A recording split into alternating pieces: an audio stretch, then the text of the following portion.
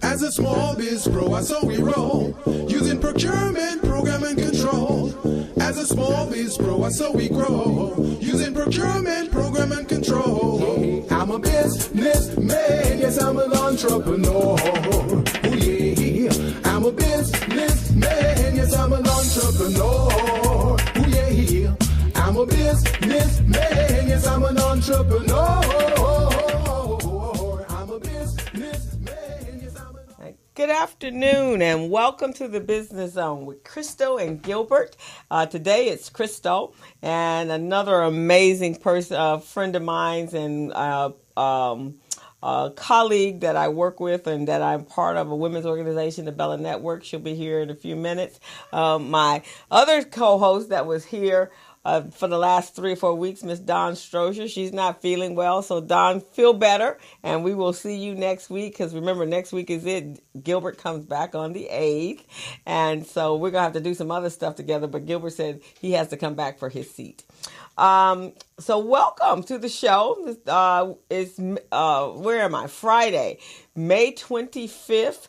Wow, this month has zoomed on by. It's my birth month, so I really feel that it moved way too quickly, and I really didn't have an opportunity to celebrate my own birthday. It's been too busy, but I guess I'll have to continue on into June. So it's the beginning of the Memorial Day weekend, so excited to get some rest. The best thing about holidays for me is all of my clients are doing holiday things, so they are no longer calling me. And so I am looking forward to having a restful weekend where it's just about me. So I'm kind of thrilled about that. That's the only time I ever get to rest, because Saturday and Sunday, they completely forget that I have a life as well. And I guess that is the drawback of being an entrepreneur. You're not a 9-to-5er, so your clients also know that you're not a 9-to-5er. So I want everyone to have a wonderful, safe Memorial Day weekend. I hope you have some fun and exciting things to get into, barbecue, but most importantly, spend time with your family. I think that's very important today in these times that we're living in. Let me see this week. All kinds of activities. I went to a town hall meeting that was hosted by Dr. Rosie Milligan, who has become the proclaimed mayor of South Los Angeles. And we had a very frank conversation with our people on what we need to do to get ourselves out of the current situations that we're in, to create economic development and really create economic development in our community, to really recycle our black dollars, and that we have to become more proactive. We can't just keep praying about it and not doing anything about it. So we've got some action plans that we're going to work on, and a number of people that are committed to making some changes in our community, and that is so important right now. Another amazing event I went to this weekend was last night. I went to a networking event that was hosted by Sold Out Connections. Miss Barbara Lindsay, she did a fantastic job, and hosting Dr. George Frazier. So we had such a great time last night. Dr. Frazier spoke, and Dr. Cosette White, she spoke, and we just talked about creating a strong network that will put money in your bank account. So networking to create your net worth, or to increase your net worth. And it was just really, really nice to sit in a room full of people that we were moving in the right direction and talking about wonderful things. And I don't know if you know Dr. George Frazier, but Dr. George Frazier is the networking guru. I met George about 25 years ago when he wrote his first book called Success Runs in Our Race. And it was all about how we meet people and not just pass out business cards, but actually get to know the people, and that you network not to receive anything back, but to give. And in that process, you actually do receive. And then he had another book called Clickable, and it was about building relationships when you're doing your networking. And so everything that I know about networking, everything that I've ever learned about networking and how I network, I have to contribute to Dr. Frazier. He is just such a phenomenal networker, and the people that he knows and the people that he's connected with over the 30 years he's been in business with FraserNet, and his commitment to the Black community is just pretty awesome. Hey, Veronica, I saw you last night. Hope you had a good time. So we just talked about, we had a number of wonderful speakers that were in the house and sharing and talking about, again, networking and how important that is. We had a full house. And so I don't know if he's coming back out again, but if he ever does come back out again, you guys really need to check out Dr. George Fraser. And he has a power conference, a power networking conference that's coming up in July, and it's hosted between the holiday weekend, the 4th of July weekend, and it's the July 5th through the 8th. I must tell you, I went last 2 years, and it was the most awesome experience I have ever had in the same room with over 1,500 Black people who were all talking. And I mean, it was just awesome. It was like I had walked into a room and all of a sudden everybody was speaking the same language that I've been speaking for years. And you feel I felt so empowered. And if I could give you an example of what that felt like. So for those of you that saw the Black Panther, and there was a scene in Black Panther where they were doing the challenge to become the king of the tribe or the village. And when you looked up, you just saw for miles and miles and miles Black people. That's what the Power Network feels like.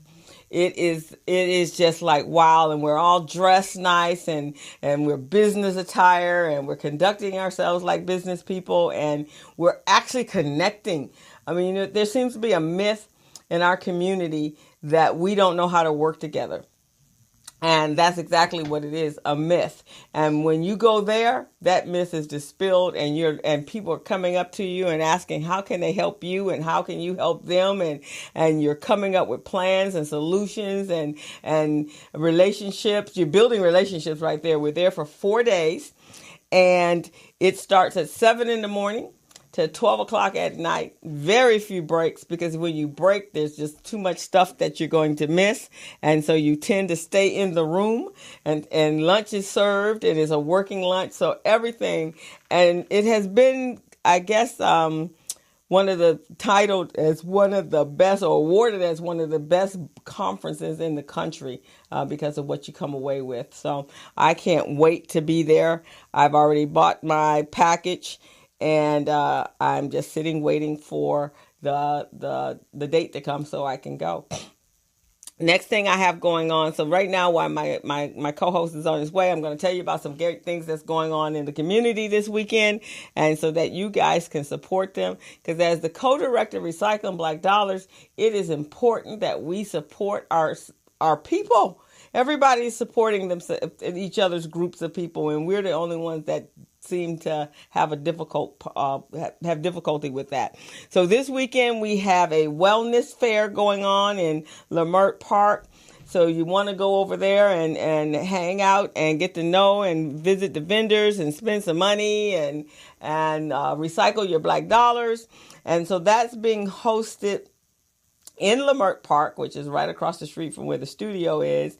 And they're going to have all of some amazing individuals there. Vendors are going to be there, and it should be pretty cool. So you want to be there. Let me see who's going to all be there tomorrow. And while you're there, there's two new businesses that are over in Lamert. So I need you to support them for sure. One is called Hot and Cold Cafe. They've been open for 30 days. It's a new coffee shop that has been opened by two amazing young men, Black men that I met 2 days ago. And I was just so impressed. It's huge. It's got the music, and it's just a hangout spot. So go over there. Instead of taking your money to Starbucks, take your money over and support Hot and Cold Cafe. And then the other one is 2 doors down, and that is Bike On. You can rent a bike there and ride around the city. They also service bikes, and that's also run by two young men. Very impressive, and it just warms my heart when you see unique businesses that are coming up that are not traditionally businesses that we as Black people usually own. And so that's really pretty cool. And again, so while you're there, you can go to have some coffee at Hot and Cold. You can get a bike, and then you can also participate in the free wellness fair. They're going to have live music, self-defense, Tai Chi, fitness demonstrations, healthy foods and drinks, art therapy with free prizes and giveaways, health screening with support groups, Kids Zone with face painting, and Drum Circle with group dancing. And it's Saturday, May 26th from 10 a.m. to 6 p.m. And it is at 3341 West 43rd Street in Lamert Park Village. So going out and partake in that festivity. It's let's see what else we got going on. I think there's a festival downtown LA, so there's some music there. Oh yes, it's the Cuban Festival that's going on in downtown LA. So if you want to get your salsa on, you want to go down there and eat some Cuban food and Dominican food and anything from the islands. So just depends on what you're feeling like tomorrow. But both of them are very active and being outdoors, enjoying the wonderful sunshine. Hey, Byron, how are you? And so we want you guys to support our Black businesses and support our people in anything that they're doing. We put a lot of work into these events when we're having them, and we're doing it for you. And we're trying to make sure that there's something that you, the whole family, the kids, everybody can come out. So we need your support on that. And let's see. So now I have, starting on June 13th, we have this amazing biz camp. We've been recruiting for the last 2 months for young kids to teach them how to be entrepreneurs. So the age is from 12 to 18, and it is a 3-week fun-filled camp full of field trips and speakers and mentors. And the kids are going to create their own business. And they're going to be able, once they create their business, then they're going to do a fast pitch. They're going to do a pitch like they do on Shark Tank. And then the first prize is $750, and the second prize is $500 and $350. I'm one of the certified instructors. It's a program called, the curriculum is the Nifty curriculum, is Network for Teaching Entrepreneurship to Young People. This is a 9-month program that has been condensed to a 3.5-week program. And these kids absolutely amaze me how they come up with an idea and they really can make it happen. The curriculum is pretty awesome as well, because what it does is we couple the lecture with the activity, and they're building business plans and marketing plans, and they're working on their finances and financials of this business. And the ideas that are coming from the kids are awesome. So if you have a child between the ages of 12 to 18 and you're interested, please reach out to me. You can call us at 323 906-7004. That would be for me. And you can call, let me get the address and phone number for the Los Angeles Urban League. I do this in partnership with the Urban League. And so we would love to have you bring your children out. We have space for 20 more children. We have 2 sessions. We have the June session, which is June 13th to the 25th. And we have the July session, which is from July 9th to the 29th. So we really want your kids to come out, and we're committed to this program. This is a 13-year program that we've been doing, and it just gets better and better every year. And so we have some young kids that are gone off to college, and now they're going to have some of them come back as interns. We're going to invite just a host of business professionals in Los Angeles to come out and mentor the children. And so we're pretty excited about that. And let me see if there's anything else I want to talk about that is going on in our community.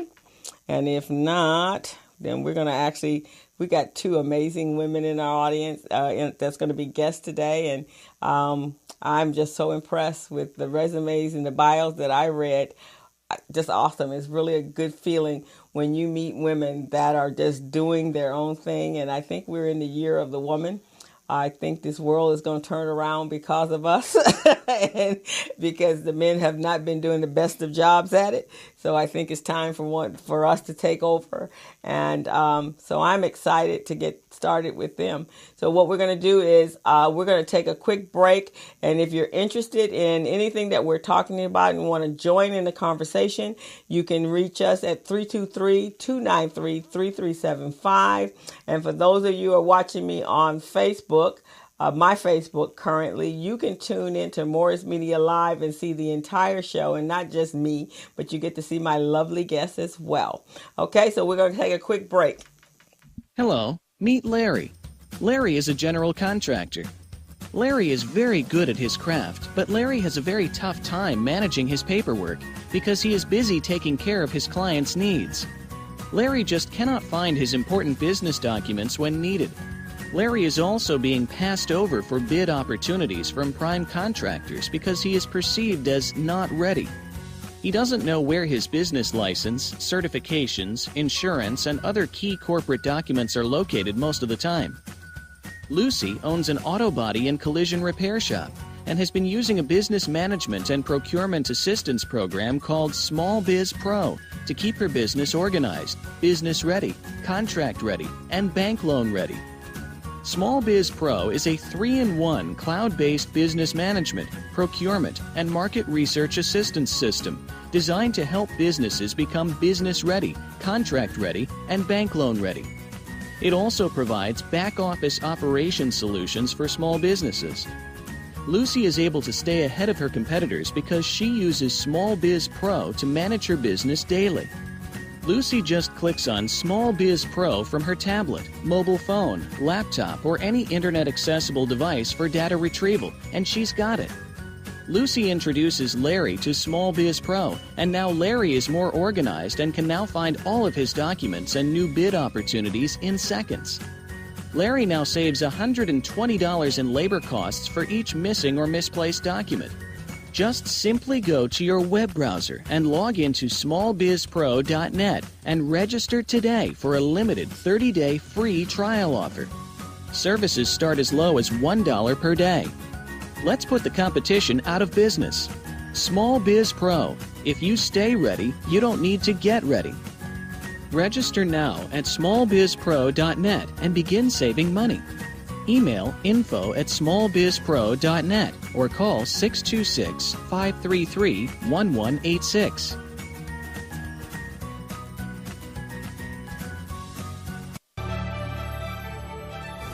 Each year, the state of California contracts for billions of dollars of goods and services.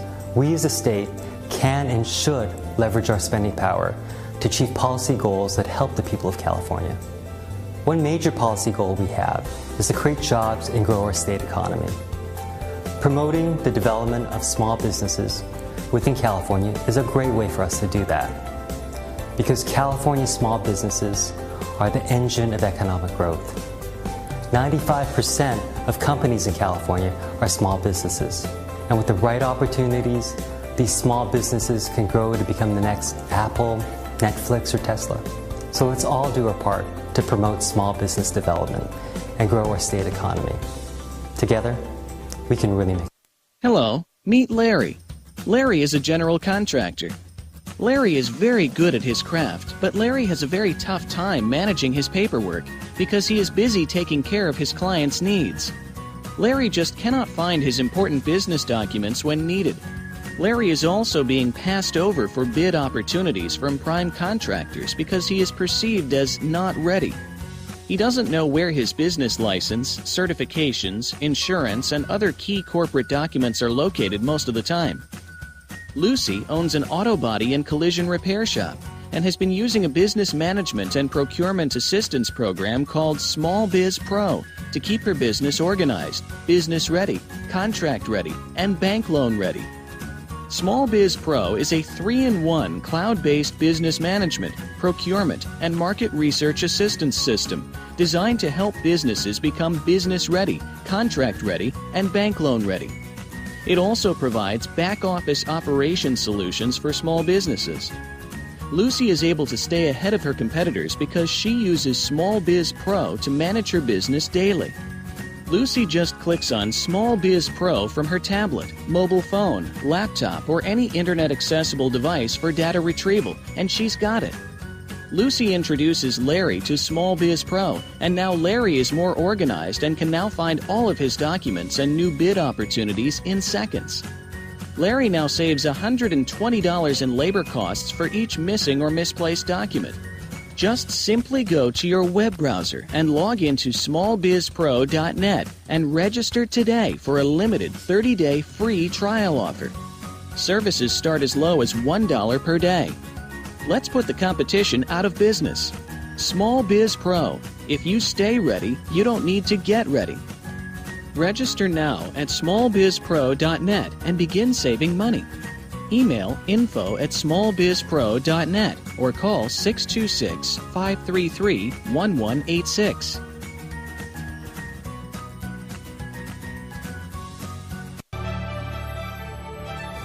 Each year, the state of California contracts for billions of dollars of goods and services. We as a state can and should leverage our spending power to achieve policy goals that help the people of California. One major policy goal we have is to create jobs and grow our state economy. Promoting the development of small businesses within California is a great way for us to do that, because California's small businesses are the engine of economic growth. 95% of companies in California are small businesses, and with the right opportunities, these small businesses can grow to become the next Apple, Netflix, or Tesla. So let's all do our part to promote small business development and grow our state economy. Together, we can really make. Hello, meet Larry. Larry is a general contractor. Larry is very good at his craft, but Larry has a very tough time managing his paperwork because he is busy taking care of his clients' needs. Larry just cannot find his important business documents when needed. Larry is also being passed over for bid opportunities from prime contractors because he is perceived as not ready. He doesn't know where his business license, certifications, insurance, and other key corporate documents are located most of the time. Lucy owns an auto body and collision repair shop and has been using the Atlanta real estate Each year, market the state of is on California fire. contracts for billions of dollars. This war, the winner makes bank. I have done $30 million. I want to get to 100 million. The competition gets destroyed, That could have been my one shot. and the drama hits the roof. I have my clients for a reason. Talia's very unprofessional. She's not in the business of selling real estate. She's in the business of selling herself.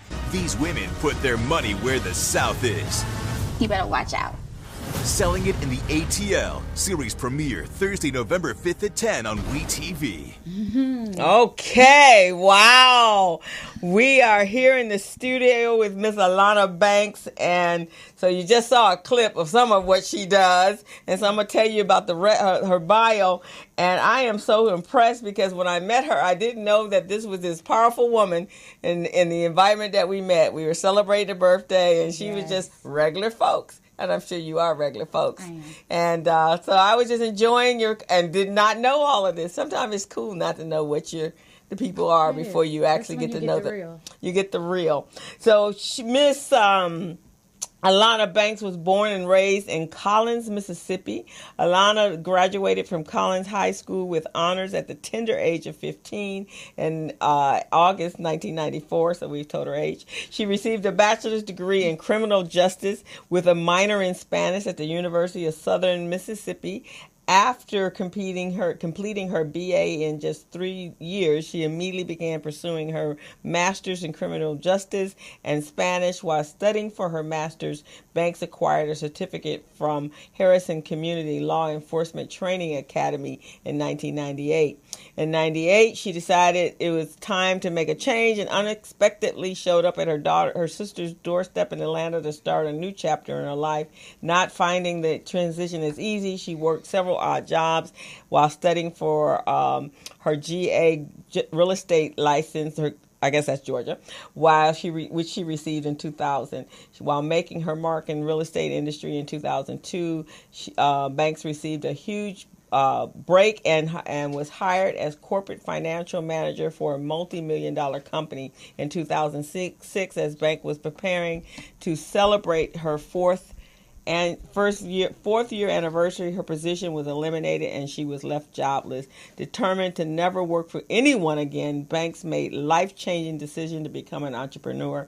It would not take long for her to rebound on her journey to become a successful business owner. She opened and operated Beaufort Market, a community grocery store with several locations in North Cross, Georgia. She did not stop there. She launched a hair spot extensions, a global top producing online store providing 100% hair extensions.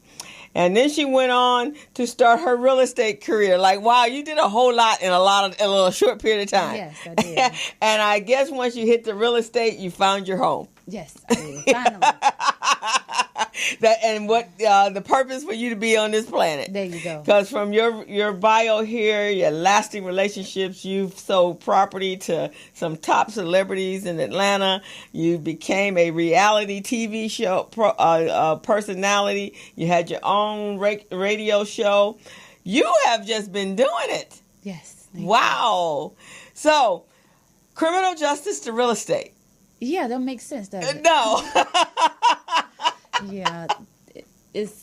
First of all, let me say something. Graduated from high school at 15, and I tell a lot of kids this, you really don't want to know what you're doing. Right. You don't even know yourself. You don't know what you want to be. You're basically going after the things that your parents is telling you to be. Right. So, we go through high school, we get to college, first 2 semesters, we're getting used to the environment, we get used to the fact that we're out of our parents' house, and we somewhat think we're grown. Right. So at that point, you still don't know who you are, you still don't know what you do, and unfortunately, by the time you build up all those student loans, or your mother done spent all her retirement 401k on sending you to college, when you walk across that stage to get that bachelor's, 9 times out of 10, you're not going to be in that field. Right. So, when I talk to kids, I tell them, when you first go to college, you get in your core, you get in your basics. But that's when you need to start realizing and having conversation with people like ourselves of what is it that I would really want to do. Because if I would have had the resources and the relationships that I have with people that I do now, when I was at Southern, I probably would have maybe not been in real estate, or I maybe would have been in something else because I would have been exposed to more opportunities and more people that has different career choices. Because being from the South, you did hair at your house in the kitchen, you worked at a job like a bank, the chicken farm. You worked at somewhere where everybody in your neighborhood worked. Right. But I know I didn't want that. I wanted to get out of that area. Right. So that's why I zoomed through high school. That's why I zoomed through college. I was trying to get away. Oh, okay. But it's just that in the process of me getting away, I think if I could go back, I would still keep that speed, but I would dig more into all of the different things that you see versus what we saw on TV. Looking at TV back then is totally different looking at TV now. I want you to find your career path on TV right now. Right. But I would have been able to be exposed and to understand. So by the time I got my master's, I was like, oh, it's not what I really want to do. Yeah. And, so many people find out once they've put all that money and that time and effort in, like you say, because you really don't know. You're still developing. It's almost like you need to go on a sabbatical right after high school to learn about life, right? You need to live life, meet people that can say, I did this, I didn't like it because of this. Or if I could go back 5 years, I would do this. And let me see, how much money you make doing this? Do you like this? Do you have a boss? Do you not have a boss? Right. Like, I didn't know what being a business owner was. My mother was president and loan officer of a bank for over 35 years. So she was the first African-American to even be employed in a bank in the state of Mississippi. Oh, fantastic. So she worked at the same place for 35 years. I didn't want to work in no bank. I was like my little summer job, but I was like, oh, Lord, get me out of here. I didn't want to work in a bank. My father did real estate, but he was in radio. So I kind of just followed his shoes, not trying to follow his shoes. Oh, okay. But eventually I got into real estate. I got into radio, and I know he's in heaven smiling down. And then our family had a grocery store. So I was raised in a grocery store. So I still ended up getting, so I kind of stayed in what I was used to. Okay. But I just did it away from home on a higher level. Okay. So that I could still feel like, okay, I'm going to make y'all proud and do some of the stuff y'all want me to do. And then I'm going to go well, you still stayed in the arena somewhat. I mean, the financial management. So you kind of touched in those areas. See, I like to work. Yeah. I'm a busybody. I like to work, and I like to work for myself. Well, obviously, you're very bright for you to finish high school by 15. Yeah, I started taking college classes my sophomore year. I skipped my junior year. And Collins High School is still segregated, unfortunately. Oh. So my Facebook people that's watching, yes, they're still segregated, unfortunately. Even today? Even today. We have a black homecoming court. We have a white homecoming court. Really? We have a black most likely to secede, a white most likely to secede. And we actually just had a high school reunion last summer, which was amazing. Thank you, Charles Martin, for putting that event on. I was looking so forward into seeing, after you leave and come back, you forget that, the white folks ain't coming. Oh, and I was like, well, I want them to come. Because you've been living in an integrated world. Share this memo some kind of way on Facebook. So it's just hurt me. So when I got back, I was like, ugh. Oh, wow. Yeah, they really not gonna be here. But I would like to say, and whoever's listening, we're having it again this year, and I want to get more involved and to know that our town is not that big. It's probably the Brea runs longer than our town. Really? So it don't take you that long to come around the corner. Oh. We got one little civic center hold about 300 people. It's fine, but it's just you want to kind of break that cycle. So you had to have it same civic center, but the day after. They just feel like they can't come or they will come because we was raised and we graduated being separated. Now I ain't trying to cause no problems and have my mama's house burned down when I leave. So I'm not trying to stir up no dust. Right. But it is what it is. That's my hometown, but they just say, girl, you a visitor. So that's still my hometown. But it's just I pick and choose my battles. But I would love for my city, my hometown, to be able to come together as one. And some of the people that pull that out, they about 1 foot in the grave. So the younger generation can change that. Because some of the older ones that is still that into them that should not, that that R word, we want to get away from that. Well, actually, that kind of explains some of the stuff that's going on in America today. If there's towns in the southern Mississippi areas that are still segregated, or any other place in the South, and that's the population that voted for Trump, then that kind of explains it. Because I've been asking myself it's not like we're brand new. Right, we've been on this planet, or at least we've been in their eyesight for at least 400 years, right? That they know of. Yeah. So I was saying that to a friend of mine. It's like, we're not brand new. Why are they acting like they've never seen us before or know who we are? But now I guess that explains some of that. It is, and unfortunately, it still exists. And living in Atlanta is no different. I love Atlanta. I was there for 19 years. Atlanta made me who I was. I was raised in Mississippi, but I was made in Atlanta. Now, Atlanta's a little bit more metropolitan or urban. You mean urban? Just urban. Don't say urban. Tell the truth. Hey, Miss Leisha. Alicia's here. Hi, Alicia. Hello. Welcome. This is my co-host for today. Yeah, sorry I'm late. No problem. I know you were coming in from work, and I do appreciate it. Oh, I'm so glad that I can be here. Right. Here. And I told her when I saw her picture, I thought, wow, she looks familiar. And then I heard it, and we showed a video of selling in an ATL, which is hers. And I'm thinking, that voice sounds familiar. Where have I met? Well, first of all, y'all, we met in a very different light. Right, exactly. And that was celebrating Don's birthday. Right. So y'all got to see the other. But she stopped by the conference as well. Yeah. Oh, right. You were with Drea. Okay. I remember. Yeah. So it's just that it was, fitting to clothes. You was trying to get your shake on. She was running to Zuma. She was hosting. Yeah. So it was just, us girls. It was just we was vibing and laughing. So and I have some fun blackmail videos too. Oh, girl, don't say that on air. And I've always been in the church. Hey, Don, hope you're feeling better. So I got a couple of people, Margot and Maria and Vincent. Hi, welcome to the Business Zone. This young lady has such a vast bio. And that's what I was saying, when we were having so much fun just being us, who knew? But I am so impressed. And, it's the power of the woman. Yes. And since I've been involved with the Bella Network, either through or just around the women that I've met. First of all, the Bella Network is the network. Yeah. If you're in LA and you don't know about the Bella Network, you need to find out. Do your research. Yeah. Okay. So you have an amazing network. You have an amazing event. Anybody that can get people to pay hundreds of dollars to come sit for 6 hours and come out of there powerful and inspired, that's a wonderful thing. Yeah, it's a wonderful And Alicia thing. knows how to put on an event. Yeah, she really does. She does. Well, I have fabulous friends. I know. And I will say does. this, and I'm going to, because when Dawn called me and told me she was not feeling well and she's going to reach out to Alicia, I have to say I have some amazing friends because they are here and following the creed of the Bella Network to support one another, right. to help each other. And that's what womanhood is about. That's what it's us about. standing up and supporting each other. I want to say something about that. When you say woman power, I was at a comedy show last night, and the female said, it would be amazing if all the women just came together and understand what we could do I know. by coming together and being powerful and understanding that we have that. And it's so amazing because when you said that, it kind of stuck on me. And I don't think women really get that. You know, we shouldn't have to wait for a Me Too situation to come out. And I'm not going to speak on that. That is, I want to, but I'm not. So it shouldn't take for us to say Me Too just because now we want to speak out because it has happening to us as a black race.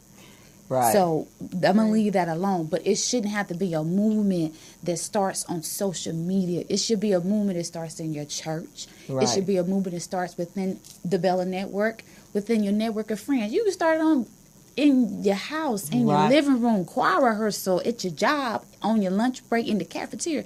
You can start movements like this in so many different places and let it grow, but not to the fact where we had to wait on a man actions to decide a woman need to come together. Right. We shouldn't have to wait on a man to do this, to do that, to say, oh, I'm a female, I got power, I got a voice. We've been had that voice. Yeah. Right, exactly. And the other thing also, when we do talk about the Me Too movement, that is not our movement as black women.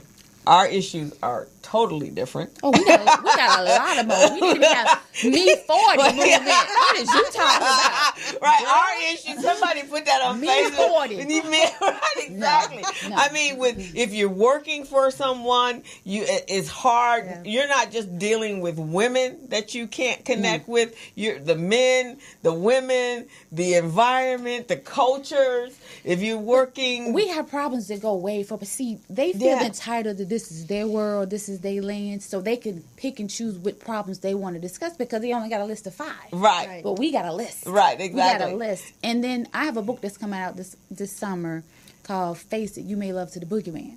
Oh. I knew I was going to get that reaction from you. I was preparing myself for that on the drive here when I was going to say this. But in that book, I talk about how women allow certain things to be placed upon us by a man. When I was talking to women, I asked them, what was they afraid of, what made them happy, what made them sad. It all stemmed to a man. Really? What is your biggest fear? What is this? It was no nothing. At the end of the sentence, it had the root of a man. So we have something that draws back to a man. But now we raised them. So what's we that birthed them. Yeah, we birthed them. We raised them. I ain't gonna sit and bash no man because Lord knows I love him. Yeah. But I'm just saying, it in the positive light, we shouldn't have to wait. So basically, in the book, I take the myth of the boogeyman. When we was young, you say, "Mama said, get in there. The boogeyman gonna get you when you get bad. Right. He gonna come out at night." He gonna come out when you least expect it. You don't know where he at. He has a mental control over you because it's a figment of your imagination. So we took that myth and we put it into perspective with dating, relationship, and marriage of how you can psychologically be told or just mentally given a threat of a fear by a man that's in your home. Wow. And that's so powerful because I don't know if you guys, I was watching the Bill Maher show last week, and there's a group of men, and it's called Intercell. And Intercell is a group of men who are celibate. And so and this is white men, and they are requesting that the government give them a woman. To do what? Whatever, to have sex with her, to do whatever, because they've been turned down by... This is not that movie Well, it actually is in real life the Handmaiden, which is the movie. So this is a group, and so they feel because women have turned them down because they're not attractive. What's wrong with them? Right, there's something wrong with them. So they feel that they should be given a woman so that they can do, and she becomes their property. So then she has to do one woman for all the men. Each one. Like round up women. Like I don't know if you've seen the I know on Handmaiden. And first of all, the fact that we're Stepford wise is just it blows me away that they. But why do you want the government to give you a woman for each man that's in this group when you got online dating? Go get your own. It's free. Because they don't want to have. They're afraid of being rejected, so they figure if you hand it to them, you force them. If a woman knows that they're afraid of being rejected, that is not the man that you really want. Right. Yeah. Like, that is not something that you want. If you got problems with being rejected, you got some other issues. So maybe what they need to do is have a class to teach these men how to be attractive, because you don't have to be gorgeous, beautiful in your face in order to attract women. That's But when I say it's something wrong, I'm talking about something is wrong from birth. I'm talking about some real issues. I ain't talking about you was cute when you was born, but now you ugly as hell. First of all, my grandmama said ain't no such thing as an ugly rich man. He's all right. So these men may be all right, okay? Or as my mother used to say, there's a lid for every pot. Hello, somebody. So when I heard that, I went, what am I listening to? When you saw I had to look off and figure out which one of my personalities want to respond to that answer. So I'm trying to remain dignified. It blew me away. Even Bill Maher went, what is this? And for that to be on his show. Yeah, because it was a conversation that came up. And so they were talking. And so this new group is actually a group called Incel. Incel. And it's meaning that... But you know what? I say this. I commend them for being celibate because, Jesus, I'm going into something else. I was celibate for 4 years.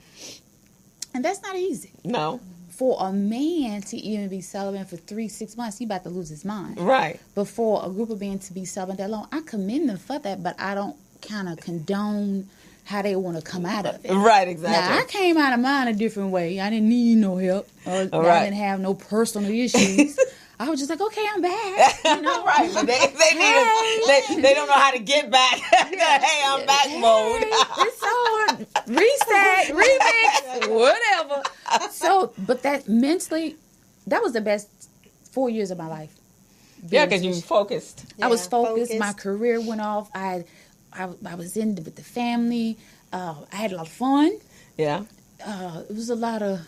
Yeah. And yesterday I was meeting, we're going to get back to talking about how you got to a reality show and real estate and all that. But yesterday I was interviewing, we're getting ready for the Biz Camp for our young kids, our youth entrepreneur camp. And so I was meeting with, this year, and we've been wanting to do this for years, was to actually meet the children before the camp started. Right. So we are having them come in. So I met one young lady yesterday. First, she grew up. Her mother, they lived on an island near Antigua, and so she just came back to California, and so now she's integrating into to the Catholic school system.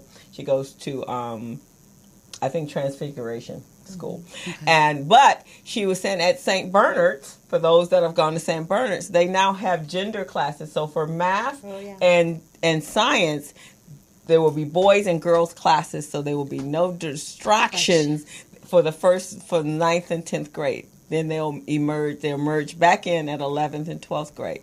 But now they get like PE time with them. Yeah, PE time, and just those two classes, just science and math, so that they can be focused on being a female in a science. And they actually say that those two classes are the ones that intimidate girls the most when they are dealing with boys. Right. So now they'll be... Maybe I'm just old, but if I'm sitting in a classroom, maybe the focus is off with kids these days. Well, yeah, but you graduated at 15.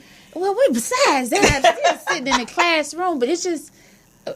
Well, I don't know. That's hard for me to understand the distraction too. Because you got to pay attention. If not, your mama gonna tear you up. But I think that's I what's got paddled missing. in school. Yeah. We was paddling in school when I went to school. So if you wasn't focused, meet me outside on the hall. Put your 2 hands on the wall, bend over, or something. Yeah. So but that helps you get got the crack with the ruler. No, we had paddle. Oh, you guys had paddle. We had rulers across your hands. Yeah, no, we had a paint country stick folks in New York. They had paint sticks, but again, there was accountability when you got home. Yes, and I don't think our children today that don't have parents now think it's the teacher's responsibility. But see, your grandmama and your mom about the same age. Your auntie. So you kind of got the same ages. So when you go to, it's just they all out together. Right, exactly. Yeah, they all hanging out together. All in the club together. Right, well, you didn't hang out with your mother. You don't. Girl, no. You better not walk by this door. Yeah.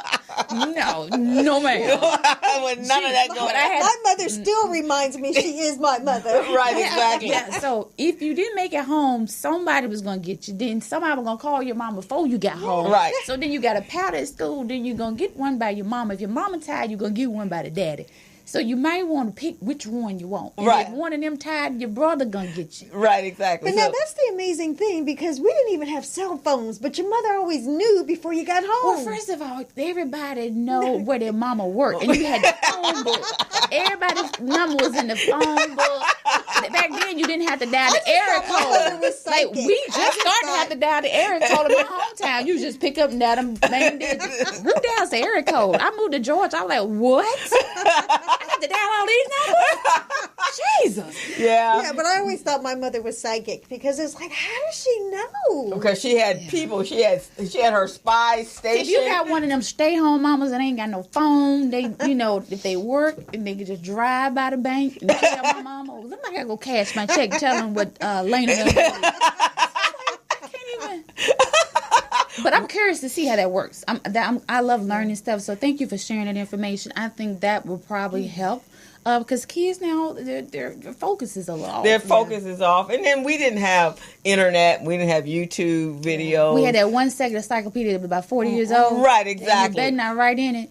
Yeah, and then the theory of, parents are restricted on how they discipline. So kids know that they have a little more power. We had no power. Yeah, see, kids had know about 911. Yeah, we could have known about it. Try that you want to. Yeah, we would have. You would have needed it with my mother. In our day, none of us would have been sitting here having any kind of conversation, because I wouldn't have had no teeth. My mother was no to joke. Even talk to the operator. Try calling them, you want to. Yeah, you're going to do some sign language to the phone, because I'm going to knock all your teeth out your mouth. Yes, there wouldn't have been none of that. But today, our children are raised different. In fact, did you guys see the young girl? Her name is Tay. What is it? Tay something. She's a 9-year-old, and she's supposed to be this internet sensation. Your daughter probably knows about her. And mom, no control. She thinks she's a little rapper, and she's the more Asian. The more outrageous she is. It's two of them then.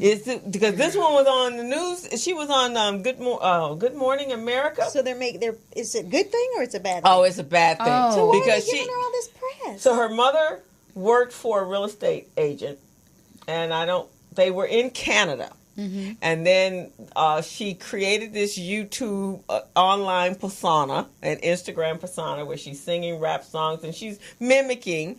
And then she's standing on cars saying, we're wealthy, and this is my Lamborghini, and then taking money and just like she's rolling in it. And she's 9. And so the mother is sitting there all complacent with this. And I mean, just so inappropriate on all kinds of levels. And then it turns out her brother is the one that's dictating. And the mother, because they've been making money because they are YouTube professionals. And so now they moved to California. They moved to the United States. And she did a video with her mother's boss's car, and he didn't know anything about it. And the mother would use properties that was her listings, and so the young lady was pretending like these were their homes. So just 9-year-old drives? She's saying she's doing a whole lot of stuff. So I'm trying to figure out how you getting this. You got the keys to this?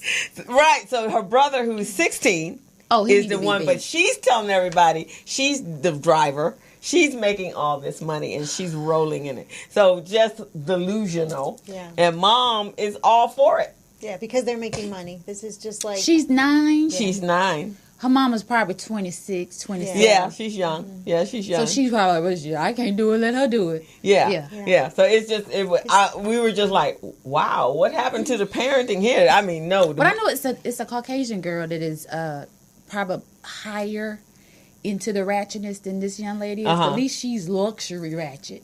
If we got another one that just... Ratchet. Okay. So she's taking over on the internet. And the thing about it is, them doing it, hey, I can't do nothing about that. That's their parents. Right. But I'm upset with the people that's entertaining it. Yeah. I'm concerned with the people that's following it. Right. I'm mad that this girl has 1 million followers and she ain't nowhere positive, but you got somebody that's a motivational speaker changing lives. They got 30,000 followers. Y'all want to follow them people. Right. You scroll past them and you're liking and following. You watching stories. You got your notifications turned on the little white girl, but over here with the quotes and the spirituals that can help get your life together in the morning. No, not even following. You ain't studying that. But this is one of the issues, is that we are so focused on the immediate gratification and what's sexy today, but we're not seeing a lifetime, a future of success, and realizing that we end up having all of this issue because we aren't focused on the right thing.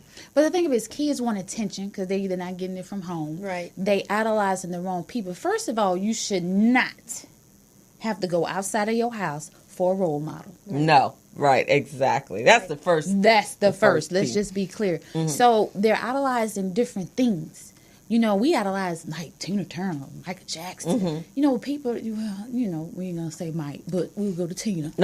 And, you know, other great people that was doing great things and that people enjoyed. Right. Y'all idolizing people that's not doing nothing. But even the children that were on TV shows, we could look up to them because they weren't doing like horrible things. Oh, no. Television, no. Television, the kids they're doing And we grew up in that era, you know, with, you know, when they had the Bill Cosby show, that was a role model. A doctor and a lawyer. He's still my role model. Yeah, I don't care what y'all say about Bill Cosby. Leave that man alone. Right. Yeah, you can't deny the benefit of those shows. No, they showed us that we too could have strived to that level. Yeah. You could go to college, get a profession. We idolize that. Oh, I wanted to be a doctor. Right. And I wanted to marry a lawyer. Then I want to have 2 kids, a boy and a girl match. Right. And I wanted to do this.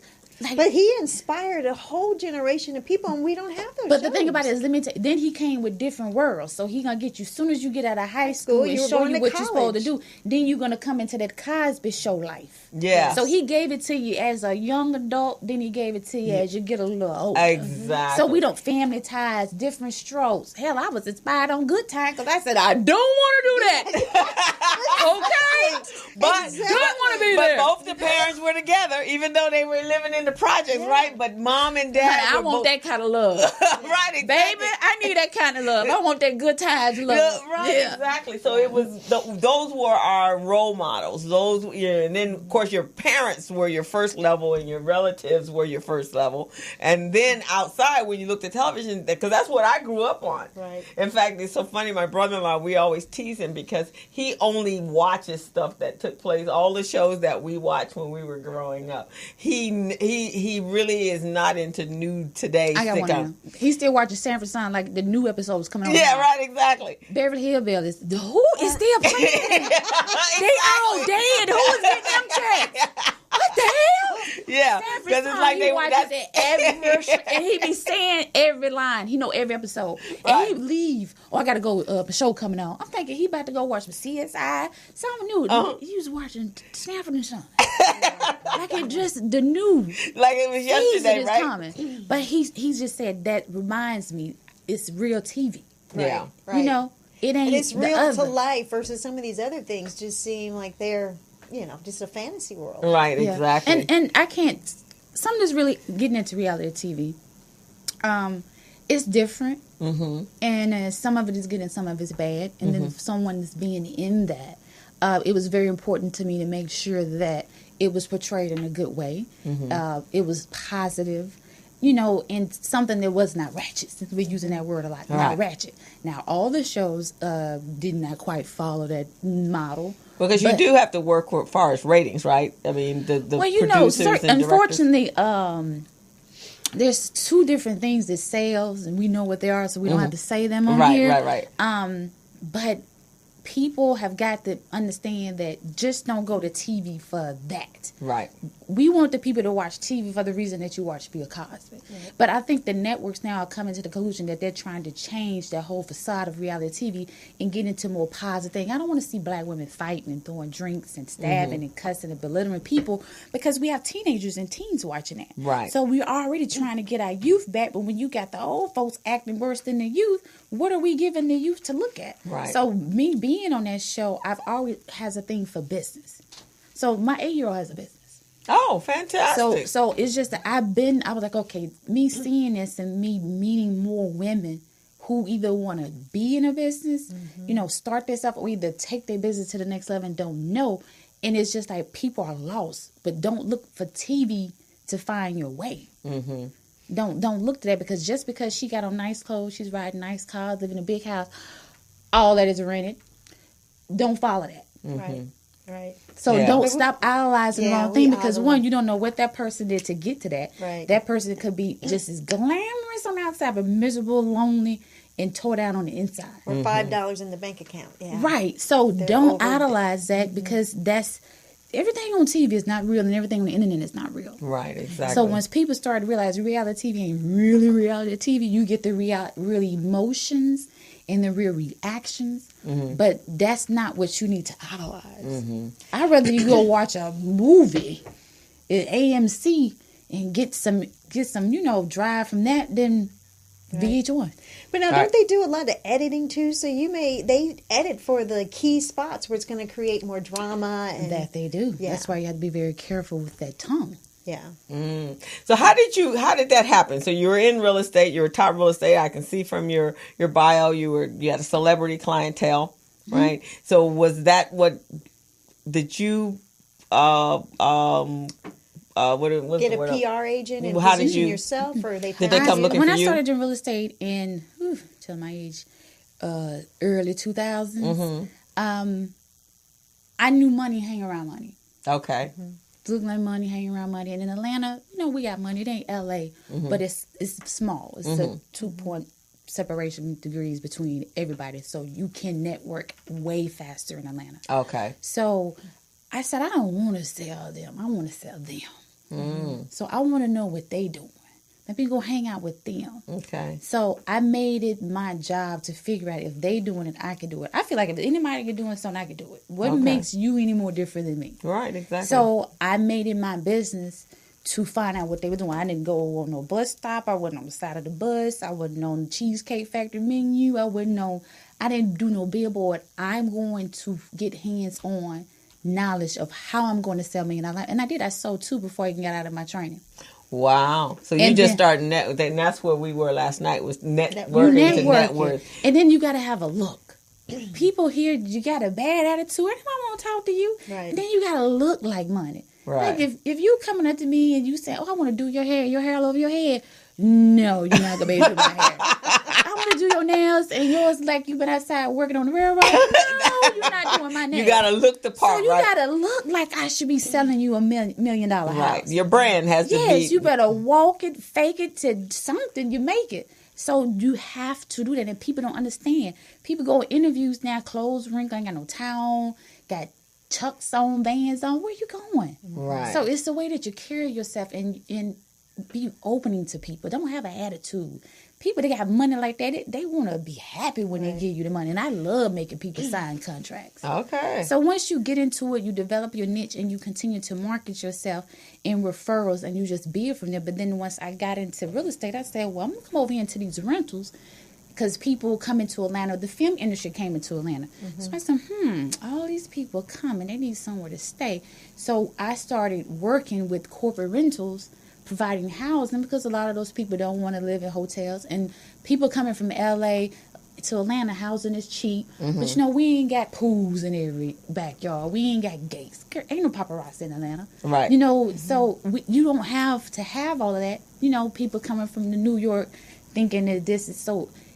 Atlanta was that one that I could say, now if I have a product and I have people that's looking for this product, I got to make sure I get my product in front of these people. Okay. So once you find out how to do that, you're good. So once you, and it's just a relationship, because it's not that many people in Atlanta that's doing great things in a lot of stuff. They're going to have one niche. I didn't want to be that person. Okay. And then when you go to Atlanta, what's the 5 best this? What's the 5 best this? What's the 5 best this? So I want to be, anytime you go to Atlanta, you need somewhere to say, call Lena. Oh, okay. So I wanted to, how can I make that be everybody's mindset? Oh, okay. So that's how it just, and it, by me starting so long, it just kept going and kept going. I do not feel like I've been doing it that long. Okay. And then the reality show, I'm sure it helped your business. Well, the thing about it is, a lot of my clients didn't even know I was on there because I didn't tell them. Okay. And then I have confidentiality agreements that I signed with a lot of those. So I really try not to put my business with my personal. Oh, okay. You know, you don't where you eat. Okay. Right. So I didn't do that. Okay. So some I did have to tell because I was working with them at the time, and I didn't want them to just be at home watching TV like, little redhead girl. Well, she looks familiar. Yeah. So I was like, no. But it was. When they came to me about it, I was approached by a few, first of all, and I was like, no, that ain't me. I'm cool. I don't want to do that. Because, you know, that's some Real Housewives of Atlanta. Out a lot of others. And I'm like, yeah, that ain't quite my style. Okay. But I trusted Carlos King so much because he was so good, and his platform is for black women empowerment and giving them a platform to show what they do, show what, you know, who they are, and show them being great. That's his whole... I love him. I just had a meeting with him. He's an amazing guy. So I was like, okay, I have a business. I want to put my business a little more out there. Then, okay, I was down to do it. I love my ending. I love how it ended. I love my life afterwards. Okay. It's easier to be you because when the cameras go off, you can continue to be yourself. But when you're someone else and those cameras go off, it's kind of hard to still be that you. Person. Right. So if you're real from the beginning, you're going to be real at the end, and it's a win-win situation. So it was an experience, and I loved it. You know, I love the experience, love the girls. It was a great, wouldn't change nothing about it. Okay. And then did the radio show with B.A.U.S.E, which stands for B.A.U.S.E? Doing press for this show, I went to World Star and I did an interview, and I had an amazing time. Like, I went in and took over their radio station because they was asking me questions. I was like, hey, I got some questions for you. So I started interviewing them. So the producer was like, she was like, okay, keep going. He was like, keep going. And so we went over. We went off air, but we just kept rolling going on all of our social medias because so many people were so into it. So I was just loving it. I'm like, oh, y'all done gave me a microphone, like a real microphone. I messed up. Yeah, I feel you. Messed up. And she's the same way when she starts, like, oh, I feel you, girl. This is where I'm supposed to be. He said, well, you got to come back. I was like, well, I'm free tomorrow.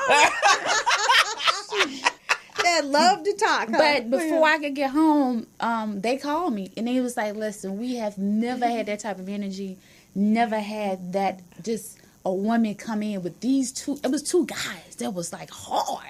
And I was like, listen, y'all not about to break me. Like, I'm finna get, and then he was Hispanic, and then I had one over here, African American. I'm like, y'all got me sitting in the middle, y'all coming at me both ways, but I'm gonna come up out of this. Okay. So 2 weeks later, I was on. Wow. That's fabulous. But my first exposure when I realized that, wow, I could do this. And I was interviewed by Mother Love, and she's a radio personality out here. And so I was on her show, and we were having such a great time. And when I drove away, I was leaving going, hey, I could do this. I like this. Yeah. So the seed was planted, and I'm thinking, now, how do I make this happen? So then I started thinking whether it should be web-based. I can do it at home, wherever I was going to do it. And then Alicia, who owns this studio, she came to our Recycling Black Dollars breakfast mixer, and she was talking about this studio. But when you're hosting something, you're not really right. You're halfway listening. And so Alicia must have saw, because she kept coming at me. She kept calling me, you have to come to the studio. You have to come to the studio. And so the day that she happened to call me one day, I had nothing going on. I said, okay, I'm coming right now. And so I went, okay, I'm ready to do this, but I need a co-host. So that was my problem. I started off by myself. Mm-hmm. And I was like, I know I can talk, but I need somebody to talk back to me. You gotta have, So then I started listening to other radio jockeys. It was on syndicated radio. And I'm like, see, they got commercials, so they ain't really talking a lot. Yeah. And then if you give me something to talk about, I can talk, but I needed that energy. So I found a perfect young lady to come in as my co-host. And we're still on YouTube, and we still run some of the reruns on World Star Hit Radio. So it was just an amazing, I had every celebrity that came in the city come through. Like, when I told them I was moving, they was like, oh, no. But I eventually want to bring Boss Talk Radio to L.A. Okay. I just haven't took the time and efforts to find it a home. Okay. But Boss Talk Radio will be in L.A. Okay, well, you need to talk to Felicia. She actually has a green room and then this studio. But she's a young, been in radio for over 30 years. And her father's an engineer as well, been in 50 years. And she's actually had her own, she was a rapper. I guess her stage name is The Poetess. And she was with The Beat. And so but this has always been her dream, was to have her own radio, it's podcasting. And then she wants to turn it into, she wants to start an academy for children, teaching them how to be radio announcers and podcasters and to monetize it. So that's her. Good. Yeah. We like the monetize part. Yeah. Hello. There you go. So, but yeah, it's a fantastic platform. It is. Especially in getting your brand across. I don't know if there's an easier way to get your brand. That's why I named it Boss Talk Radio. Boss Talk Radio is building, achieving unstoppable self-efficient entrepreneurs. Okay. So we get so tired of hearing boss, B.O.S.S. Rick Ross done ran that in the mud. Boss, boss, boss.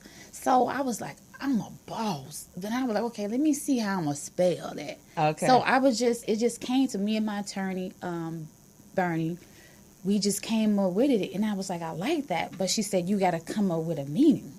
It took me a minute to figure out what I want the acronym to mean, because I wanted to figure out what is my purpose, what is my mission behind boss.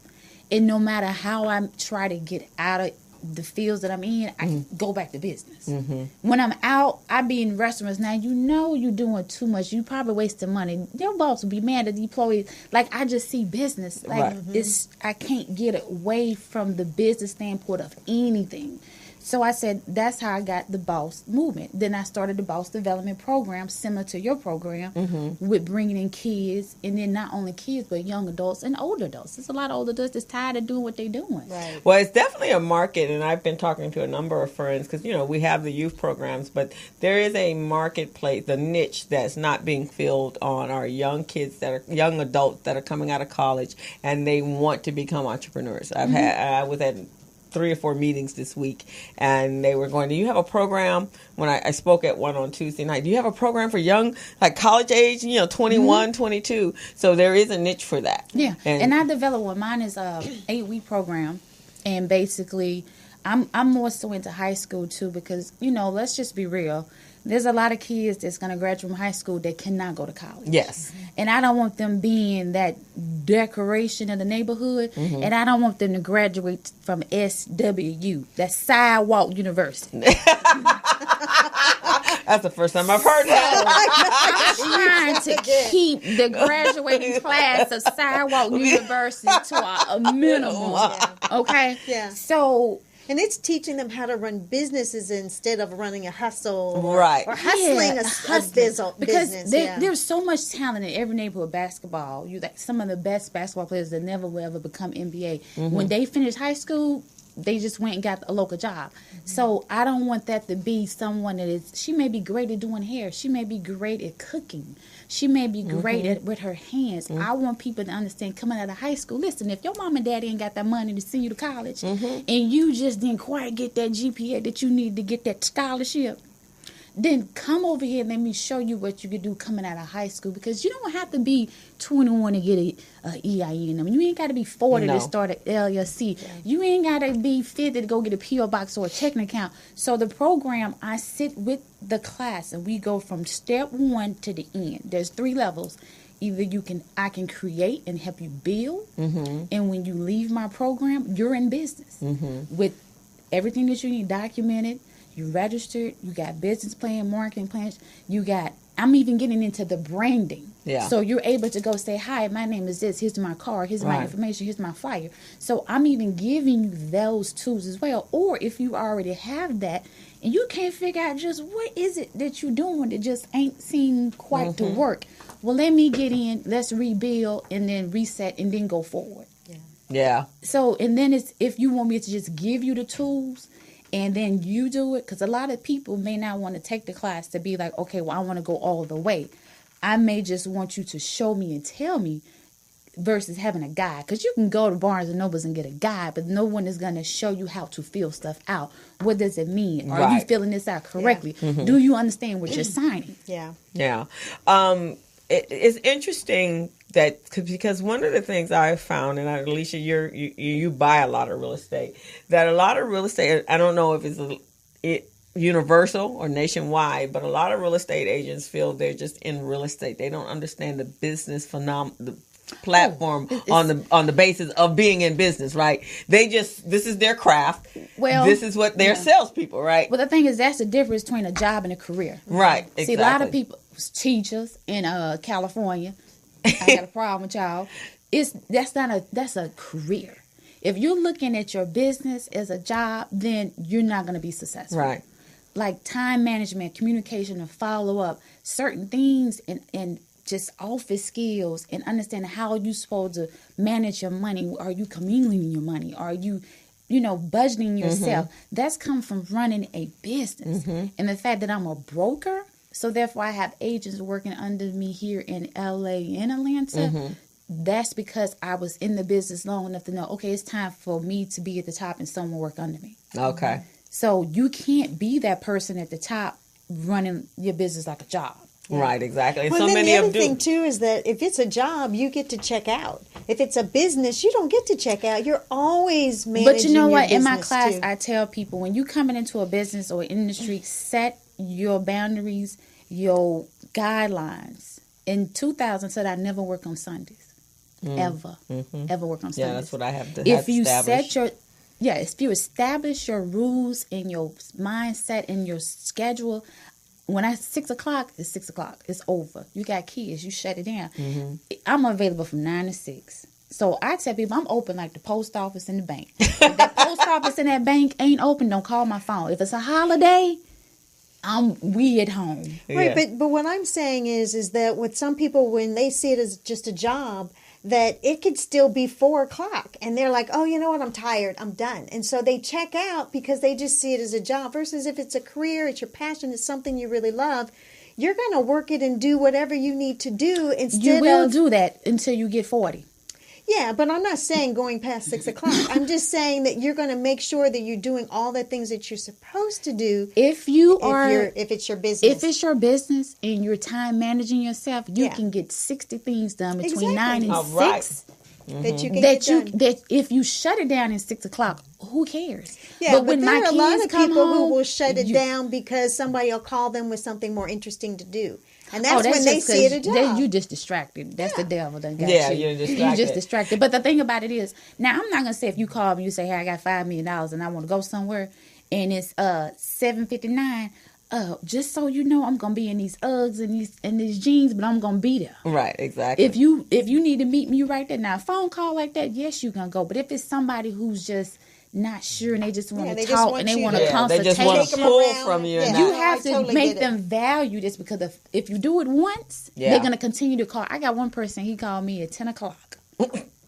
And I said, did you your time, your watch don't work. So if you don't correct that person, then he thinks it's okay for them to call you at 10 and 11 o'clock. Yeah. And especially as service, and I'm in a service type, as a coach, you're a service, as a real estate agent. And I have people that feel that I should be available 24/7. No, my hours stop at a certain time, and on the weekends, no, don't call me. And just this week, I had to tell somebody, it is Sunday, so you need to reach out to me on Monday because this is not the day I work. Yeah. So, and I'm not doing any business. I don't care who you are and what you need. But see, a lot of people now getting away with this text. Well, see, I just was gonna send you a text because I didn't know if you was asleep.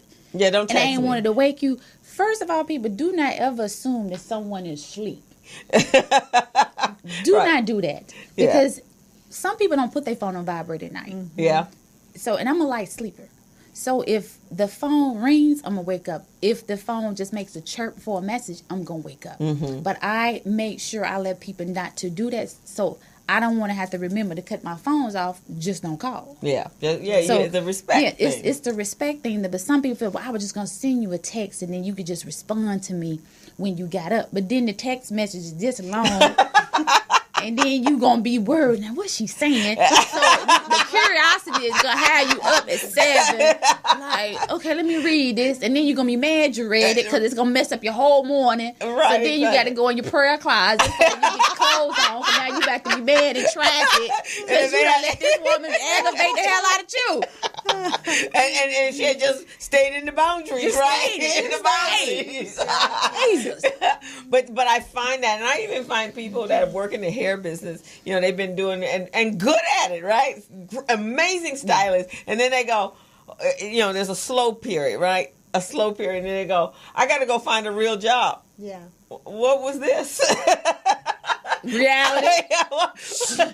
Reality. But then you have people that will, like, for hairstylists, I know some hairstylists that will tell you, well, I don't work on Tuesday, Wednesday, or Thursday, but then they're always broke. And that's what I'm saying, when it's just a job for them, where they only work. Well, you're not broke. So we know that's not you. No, but I ain't gonna comment on that one. Oh, yeah, They might be watching. But we have come to that 4:15 hour, and I know you got to get to your son. Yes, but first of all, I would like to say this. Happy belated birthday. Thank you. And you should celebrate all month. I celebrate all month of mine. Okay. So if you miss some in June, just let that roll on, roll it on to the next one. Okay. Miss some in May. But thank you for having me. We need to have another party for you at the house. I think so. Yeah, we need to do what we did. Let me tell you about it. They flaked on me. See, y'all thought I was supposed to go. No. See, y'all thought I wasn't gonna tell this part. I was ready. Girl, you wasn't ready. They flaked on me. They took Dawn to crustaceans, and Dawn's supposed to get all dressed up, heels and stuff. I never seen the pictures, so I don't know if she came with workout clothes on or not. I know she gonna watch this. But they were supposed to go to a place called The Dine with me on Sunday. Is where you get your life. It's old school music. Y'all would have known every song. They'd have felt right at home. That's why I invited them. They didn't. Nobody called. I said, look, y'all go home. Tell y'all man. Listen, we're going to go to church. We're going to come home. We're going to eat early. I'm going to take a nap. I said, take all your medication. Rub all your stuff on all your natural herbals, holistic ointment that you need, because we about to dance to 3 in the morning. I don't care what you're wearing. You can wear your tennis shoes. Wear what you want to wear. We're going to go out. We're going to dance and celebrate. I didn't get not one text. I was asleep. Call, not a DM, a tweet, a messenger, a poke. Do we get a rain check? Oh, yeah, y'all got a rain. I called y'all Pointer Sisters. We can do it this Sunday. I called them the Pointer Sisters at Alicia's house. But Sunday night, they was the caravan. They did me wrong, We can go this Sunday. Okay. Because Monday's a holiday. We can go this Sunday. Now, when you going to class? I'm not going to class on Sunday. Now, your man gonna let you go? My man is out of town. Oh, that's why she done volunteered today. I knew it was a catch. I do have a burlesque rehearsal, but it's at 6:30, so I'll be done.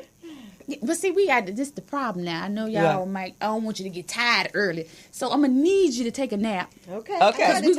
We're gonna walk in sideways by 10:30. Okay. All right. That works. That works. 10:30 now. Okay. Now I'm not trying to be in there by myself. No, We're coming. We're coming. You gonna tell us what we're gonna do? Where we gonna meet at Alicia's? What we gonna do? We going. I'm there. I want y'all to ride with me. Okay. See, I know y'all sit out there with that damn church house finger, and I be dancing and look around, and all these women is gone. Oh hell no! Y'all gonna ride with me. We gonna ride with you, Elena. Yeah, I'm not gonna tell you the address. Cause I don't need you trying to go on your phone, call you Uber or Lyft. Not gonna happen.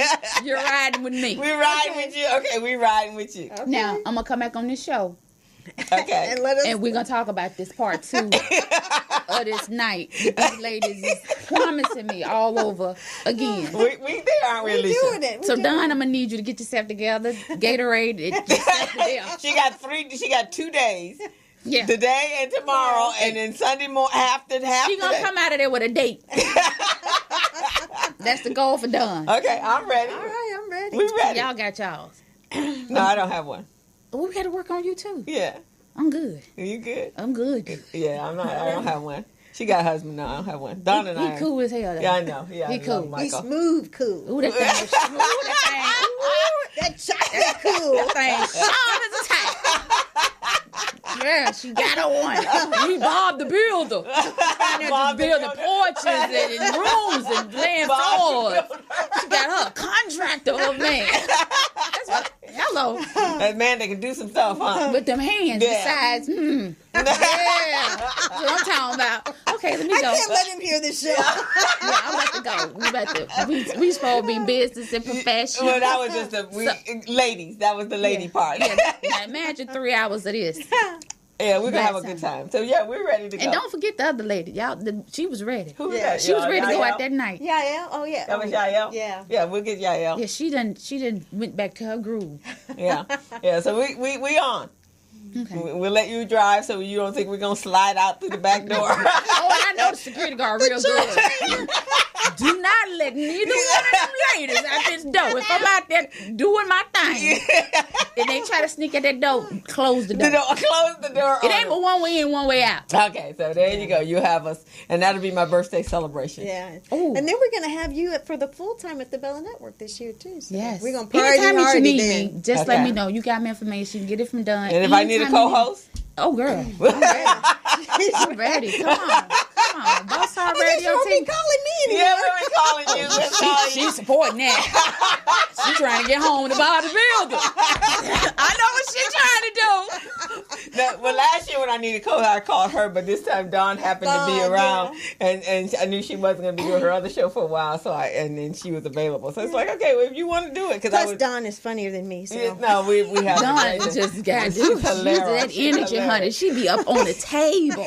She told Gilbert called. She goes, "You're not coming back today, right?"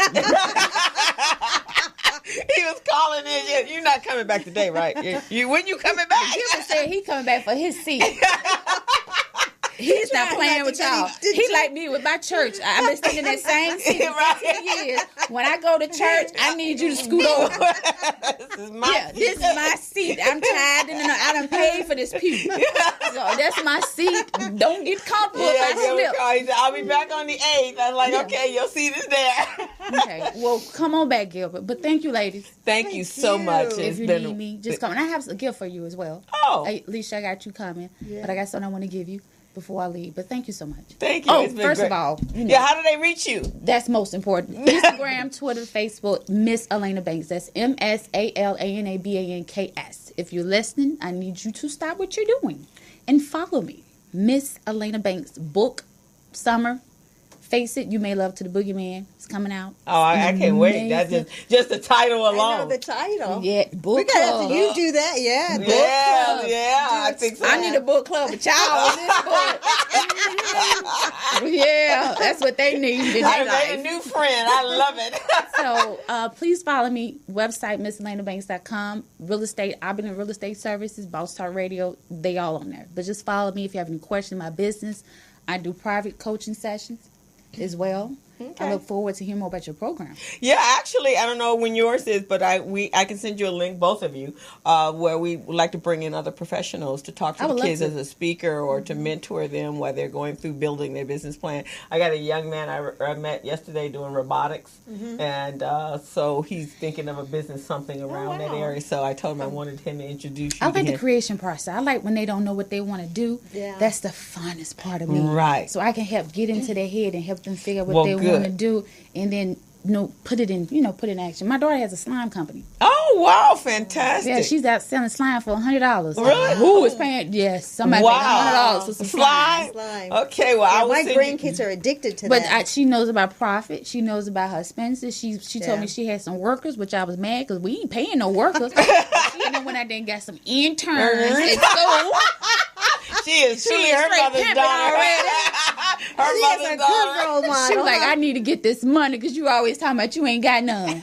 Okay. So at that age, that'd be fantastic. So I'll send you over the link, and it has all the days, and you can choose whatever day it works with your schedule. We'd love to have you. And there's 2 sessions, so you choose either one of them. So, that's fine. Yeah, that'd be fantastic, and I love the energy. But we got to create new entrepreneurs in our kids. We do. Because it may not it's be our any community, job. it's the future, they're lost. Yes. And mine said they don't want to work for nobody. Okay, that's fantastic. But they have a role model. Yes. And shouldn't have to leave the house. You get all, our role models was different. You know what I'm saying? Yeah. So, I even had a role model on Soul Train. Yeah. Everybody it was good positive stuff. It was good positive stuff when we was growing up. Yeah. So nowadays you got to kind of dig. Yeah, you just got to dig. Yeah, you got to dig for them. But it's again, Black people understand we have our own power. So we can change what's on TV. We can change what's on the radio, but we got to change for ourselves. Yeah, I say so. And not allowing some of the music that's out there, or if you want to look at certain things, we got to come together. And using our critical thinking skills to think critical things and creative, because Black people are some of the most creative people. Because they want to do everything that we do. They copy everything. But that's the thing. If we create it, we also have to learn how to do the business side of it so we can make the financials and not be a sellout and sell it to a white person and let them redo it how they want to and then claim it. Well, most of the time we're not even selling it; they're just taking it because we don't know what we have. So or we don't think we have the finances or the ability to take it on. So right, so figuring you have to give it to somebody else. That's where we got to change. Yeah. That's the teaching the kids the other side. So, ladies, let's do that. Let us do that. That's that woman power, right? And we talked at the beginning. I'm all for it. I'm all for it. Okay, so you guys, wonderful interview. Thank you, Lana. And so we're going to take a commercial break. If you want to, we got another amazing young lady, 20 years old, just doing some stuff out there. And I was just blown away by what Dawn had told me about her and what I've read. So we're going to interview her, and we're going to let Elena get on the road so her son, she can get him for his little party. Yes. And we'll have her back, and then we'll be seeing you on Sunday after our nap. Start stretching on Saturday. Start stretching. So we'll be ready to party. Okay, I'm going to learn to dance before Sunday. I'm going to take y'all some YouTube links. I got my dance on. I dance 4 days a week. She coming through? I'm ready. All righty. So we'll see you back in a second. Hello. Meet Larry. Larry is a general contractor. Larry is very good at his craft, but Larry has a very tough time managing his paperwork because he is busy taking care of his clients' needs. Larry just cannot find his important business documents when needed. Larry is also being passed over for bid opportunities from prime contractors because he is perceived as not ready. He doesn't know where his business license, certifications, insurance, and other key corporate documents are located most of the time. Lucy owns an auto body and collision repair shop and has been using a business management and procurement assistance program called Small Biz Pro to keep her business organized, business ready, contract ready, and bank loan ready. Small Biz Pro is a 3-in-1 cloud-based business management, procurement, and market research assistance system designed to help businesses become business ready, contract ready, and bank loan ready. It also provides back-office operation solutions for small businesses. Lucy is able to stay ahead of her competitors because she uses Small Biz Pro to manage her business daily. Lucy just clicks on Small Biz Pro from her tablet, mobile phone, laptop, or any internet-accessible device for data retrieval, and she's got it. Lucy introduces Larry to Small Biz Pro, and now Larry is more organized and can now find all of his documents and new bid opportunities in seconds. Larry now saves $120 in labor costs for each missing or misplaced document. Just simply go to your web browser and log into smallbizpro.net and register today for a limited 30-day free trial offer. Services start as low as $1 per day. Let's put the competition out of business. Small Biz Pro. If you stay ready, you don't need to get ready. Register now at smallbizpro.net and begin saving money. Email info@smallbizpro.net or call 626-533-1186.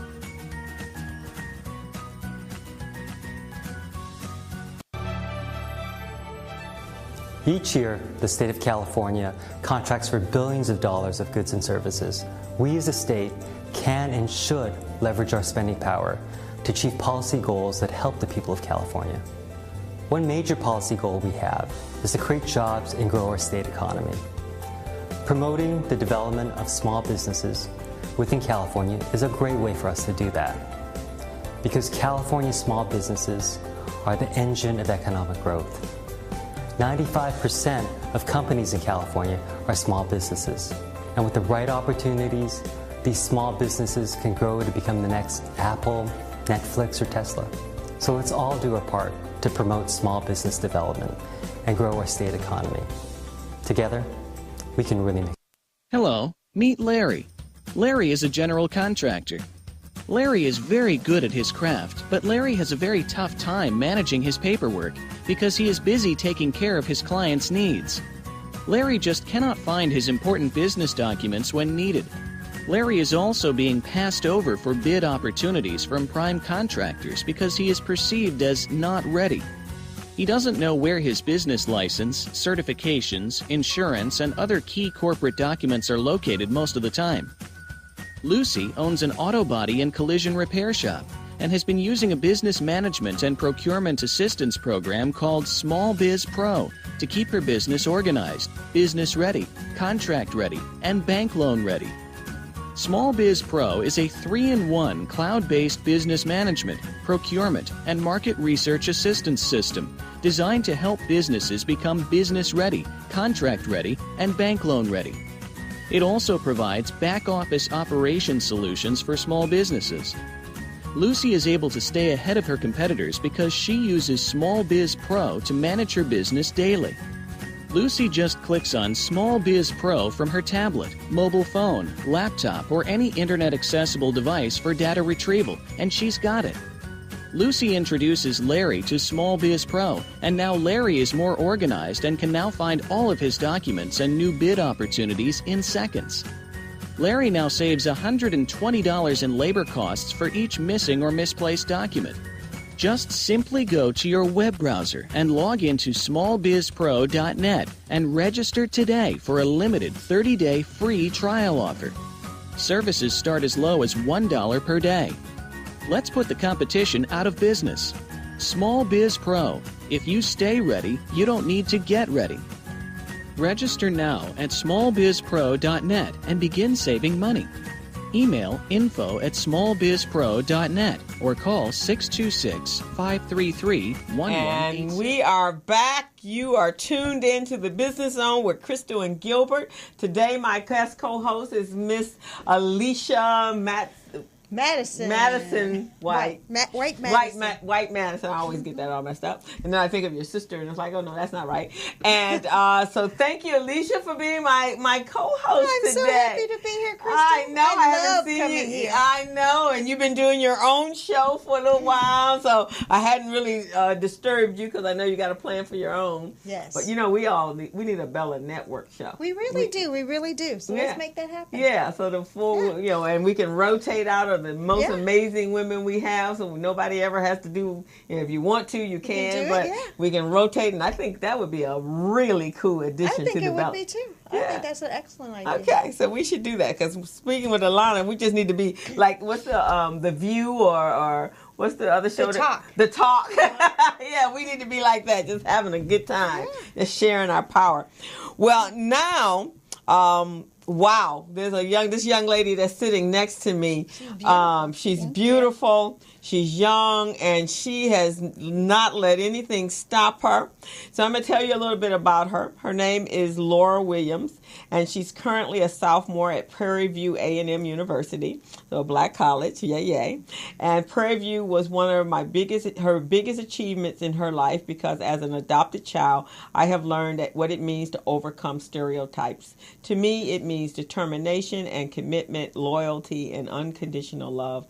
As one of 8 children and the 5th born to a drug addict, I often heard that I too would be a drug addict, or that I would not amount to anything. When I was adopted, I came to know true love and commitment, and your future isn't defined by the situation you were born in.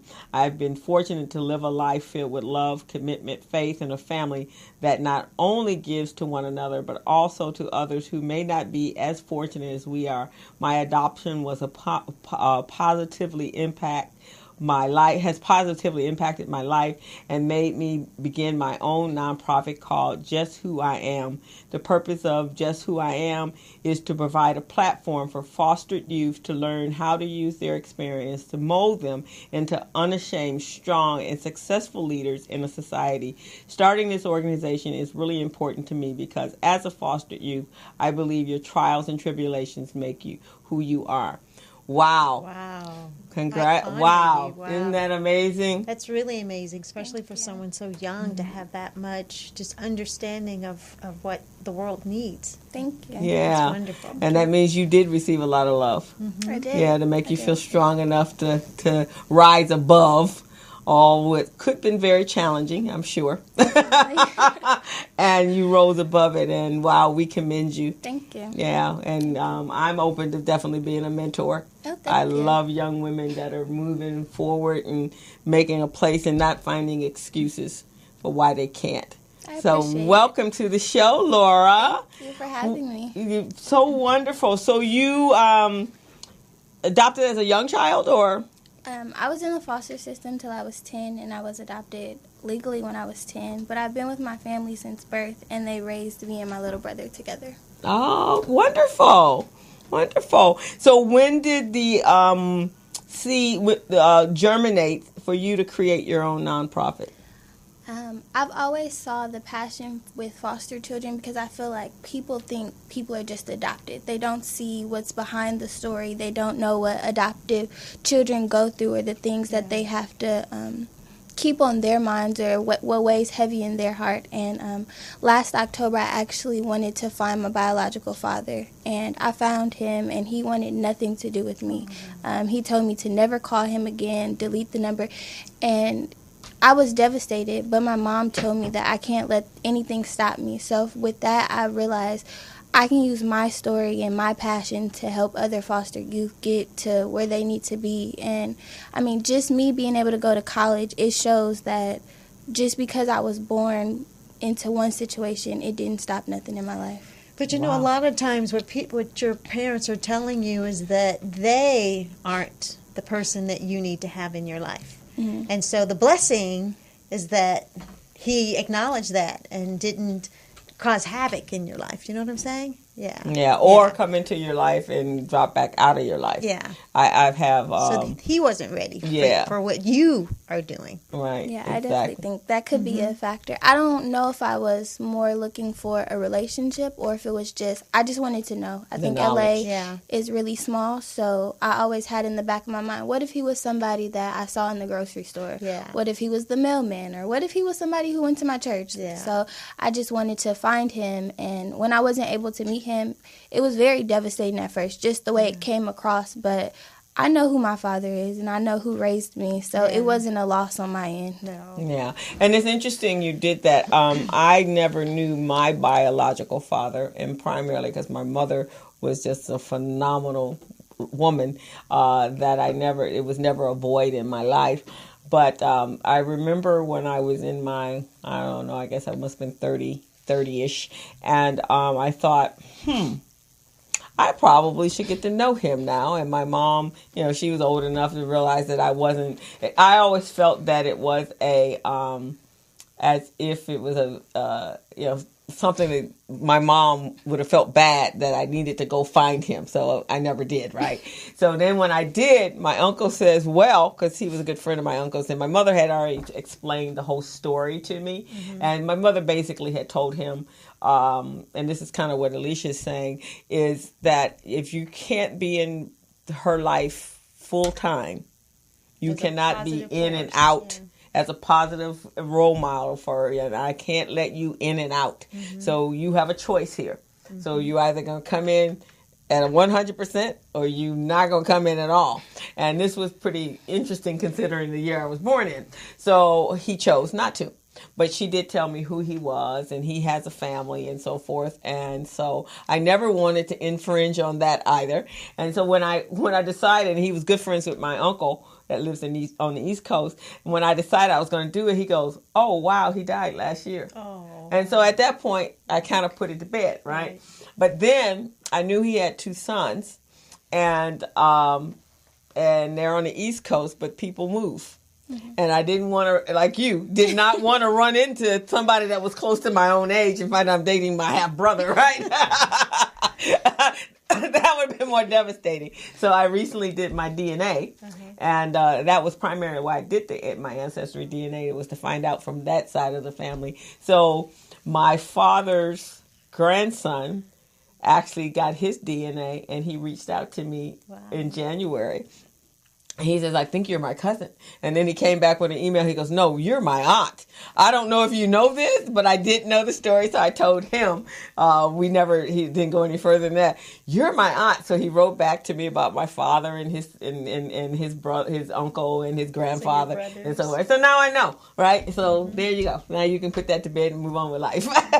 With family reconnecting, I have a little sister, and I hadn't seen her since she was a baby, and she's 13 now, and we just reconnected in September. We found each other on Facebook. Oh, wow. Fantastic. That's fantastic. And I've heard a lot about that. Yes. That there's some siblings out there that didn't know they were siblings, and they see a picture that looks like them on Facebook and going, why you look like me? Wow. Is this a coincidence or something? But that's amazing. So you rose above it, and that's amazing. That's fantastic. So how do you go about in your and I know how long has the nonprofit been in existence? I actually just got my approval letter. Okay, congratulations! Last week. Oh, well, congratulations! I'm still in the process of starting that's the organization, but I want to. My first event, I want to do something with foster youth, and I want to do something for back to school. I want to give like backpacks or like school supplies, but I also want to have a toy drive in December. So those are 2 events that I'm working on. Okay, she should meet Candy Lewis, huh? Yeah, of course. Yeah, because they're working with the TAY program, where the emancipated youth. Yeah, foster youth. Yeah, we have to introduce you to her. Okay. So that you, because she's already in that space, and maybe you can do some collaboration with her, co-partnering. That'd be fantastic. So what are some of your toy drives, and what are some of the other programs you're thinking you'd like to see? I also want to do something with school. I want to keep it throughout the school year. I also want to, with school, I want to do like, I want to prepare them for college early. When I was in high school, I went through AVID. So I started going on college tours in the 9th grade. Mm-hmm. I started actually looking into my ACT, my SAT, which one was more beneficial for me. Mm-hmm. I did mock college applications, mock college interviews, just different things. And I started learning really early, so I think that that's something that I want to do. So setting up some workshops so that you can get some professionals to come in and lead those courses. I also want to reach out to the community, people who are business owners or teachers or models, just different things so that they can inspire kids too, because a lot of times once you get in the mindset of you're stuck into the situation you're born into, you give up. And I don't think that the youth should have that mindset at all. There are a few people that went through the foster program that are very well-established businesses, so even reaching out to them so that they can tell their story. Yeah. What's the young lady that was honored with you at the BBA? Oh, no, she spoke at the end. Oh, her... she just did a brunch too. I can't think of her name right off the top of my head. But yeah, she went through the system. I actually have a really good friend who's very successful. She was successful in real estate and then also was an executive for DirecTV. And she went through the foster, as well as all of her brothers and sisters went through the program. And I'd love to introduce you to her. I would love to meet her. She would be a wonderful person to come in and speak because she's very, very successful. I look forward to it. And so the age group, any age, any child that's... I don't have an age group because, all of them that are in that age. Early.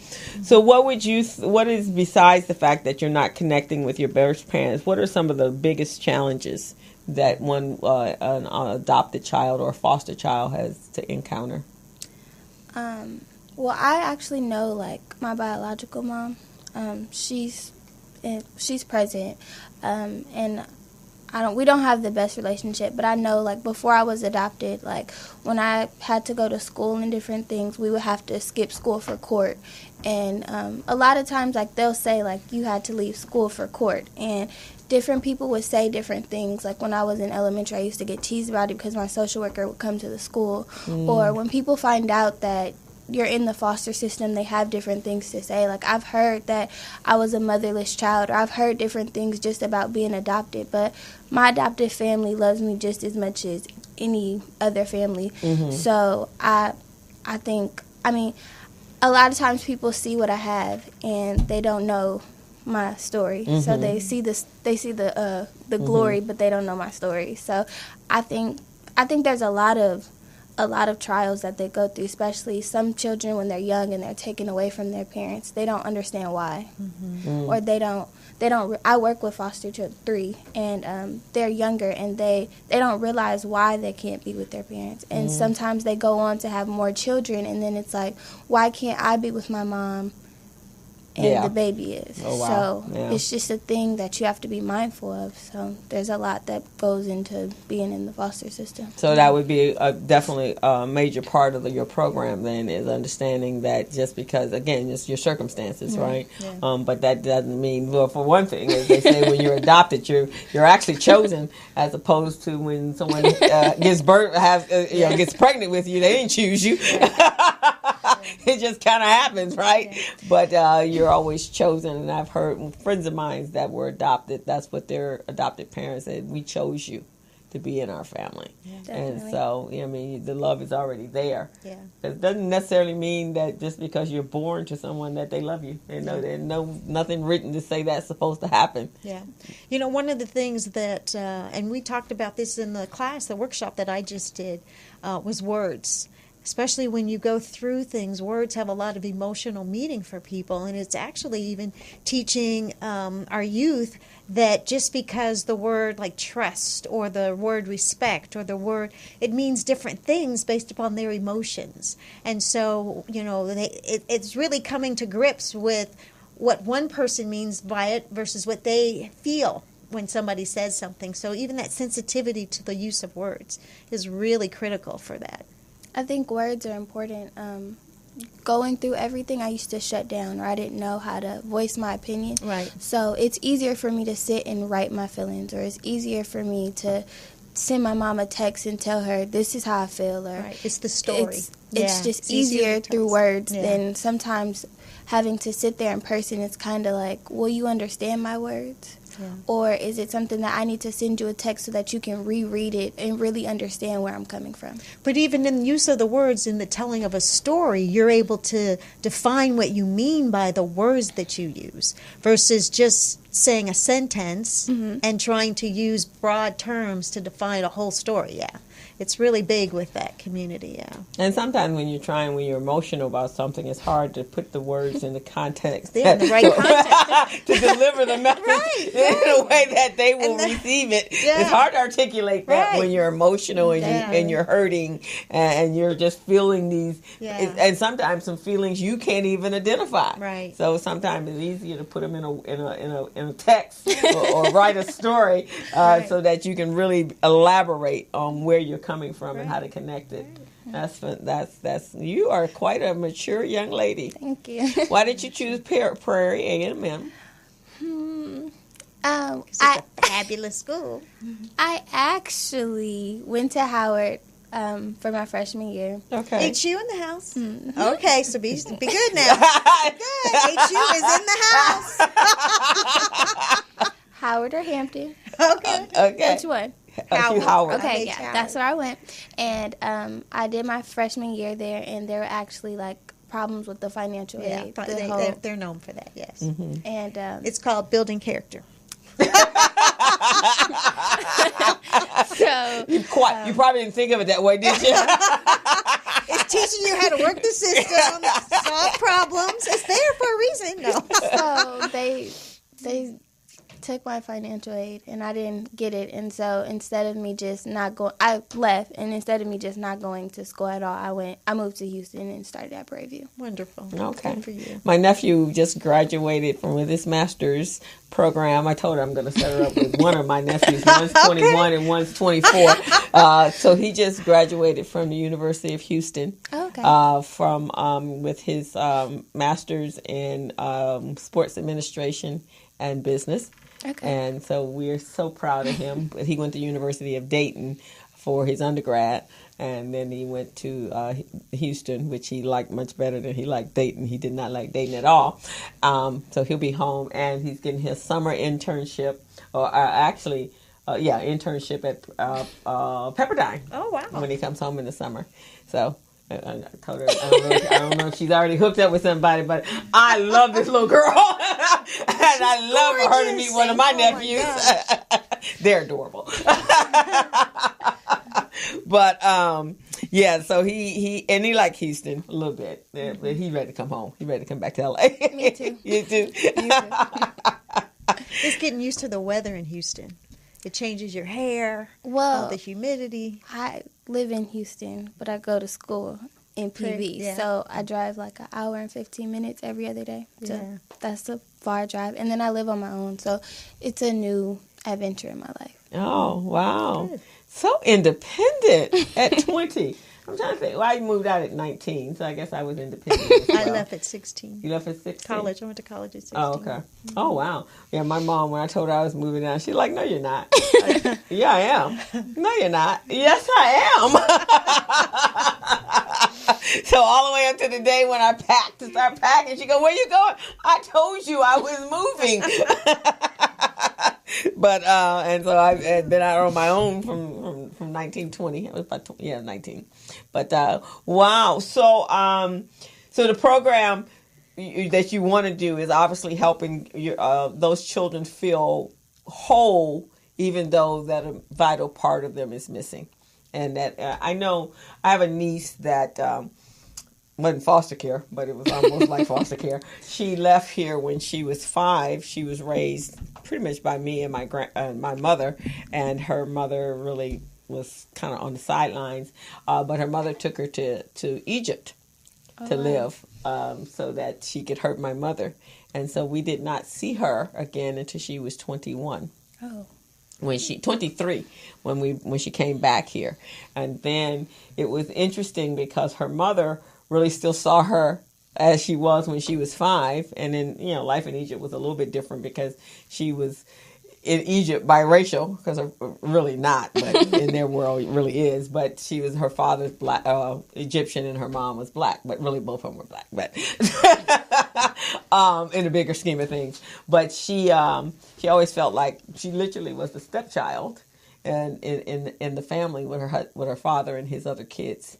And so she never really found her place. But Egypt, she speaks Arabic. When she first came here, I had to use another relative in order to communicate because I didn't speak Arabic. Mm-hmm. And then she did a little bit of French. I speak a little bit of French. And then we used a lot of sign language and pointing. And if I had to get stuff across, I had to call my other cousin. It was like, okay, can you? But so by the time she came back to the States, she was 23. So she's gone back and forth. But and I told her, I said, in fact, it was so wonderful because Mother's Day, she sent me a text and said, you're really my mom. Because I've always been there for her. And so she says, you're really more my mom than my mom is. So happy Mother's Day. And I always tell her, I said, I'm sorry, sweetie, we just should have got you new parents. You parents, just both of them.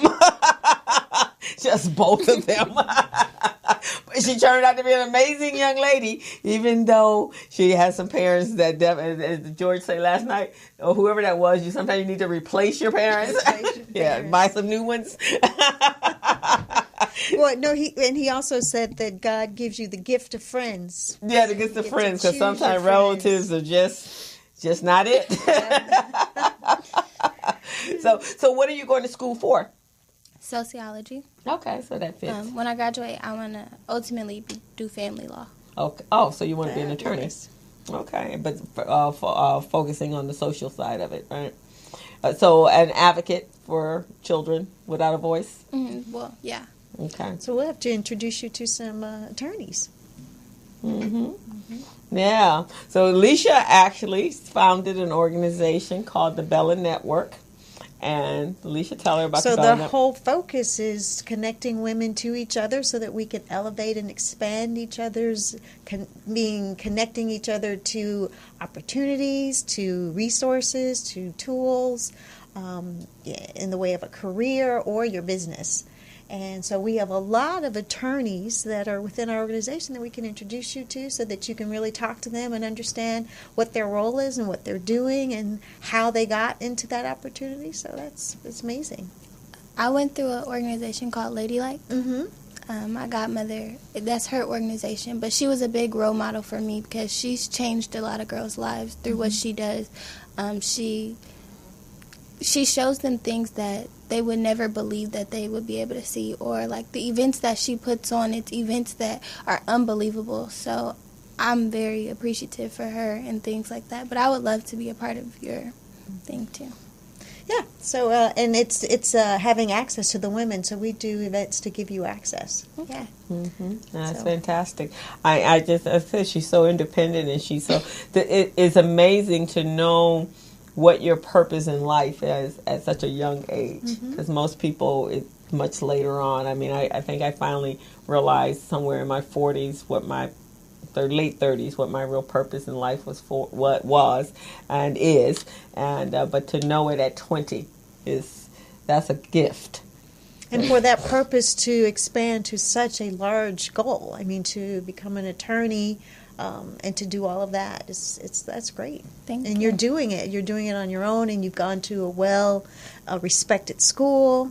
So I just totally applaud you. And you have such a sweet and kind spirit from all that you went through. To have the whole demeanor that you have is just beautiful. Thank you. Yeah. That's children that I actually, in fact, yesterday, I don't know if you guys saw the news, a young man who's 30 that the parents had to go to court to get him out the house. Oh. No, haven't seen that one. He was suing them, right? Yeah, he was suing them. He was suing them to stay in the house. And not have to do anything but live off of them.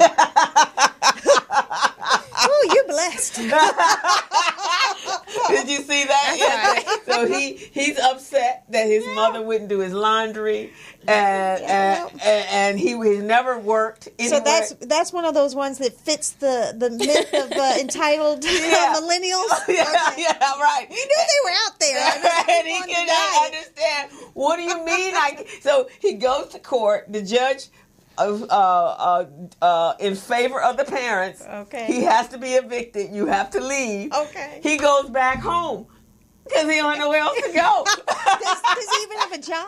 No job. Oh, Lord. So he has a child. He has a child? He has a child, which is, he says that's when this all took place, was when his mother, when he lost custody. Now, he never had custody physical of his child. The child always lived with the mother, and then the mother went and got full custody so that because he's not a good influence for her child. So now this is not his mother, this is the mother of the child. The mother of the child, whom he was not married to. Okay. So I'm sure she got tired of taking care of the child and him. See, this is when women really need to think about who they lay down with. Yes. He's not going to be a good father. You need to think about it. So when they're asking him why hasn't he had a job, he said because he was putting all his time and energy into his child.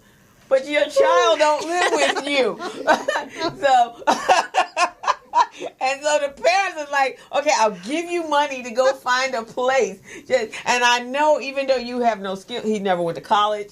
He just did high school. I guess. Okay, so these parents need a whooping too. They need a whooping. They need a whooping. Yeah, so it's almost like that movie Did you ever see the movie Failure to Launch? So it's a movie with Matthew McConaughey and Sarah Jessica Parker and Kathy Bates. So Kathy Bates hires Jessica Parker so she could help get the son out the house. So the first thing she says, well, first of all, you need to stop fixing his meals. Yeah. You need to stop washing his clothes and cleaning up his room like he's 10. Yeah.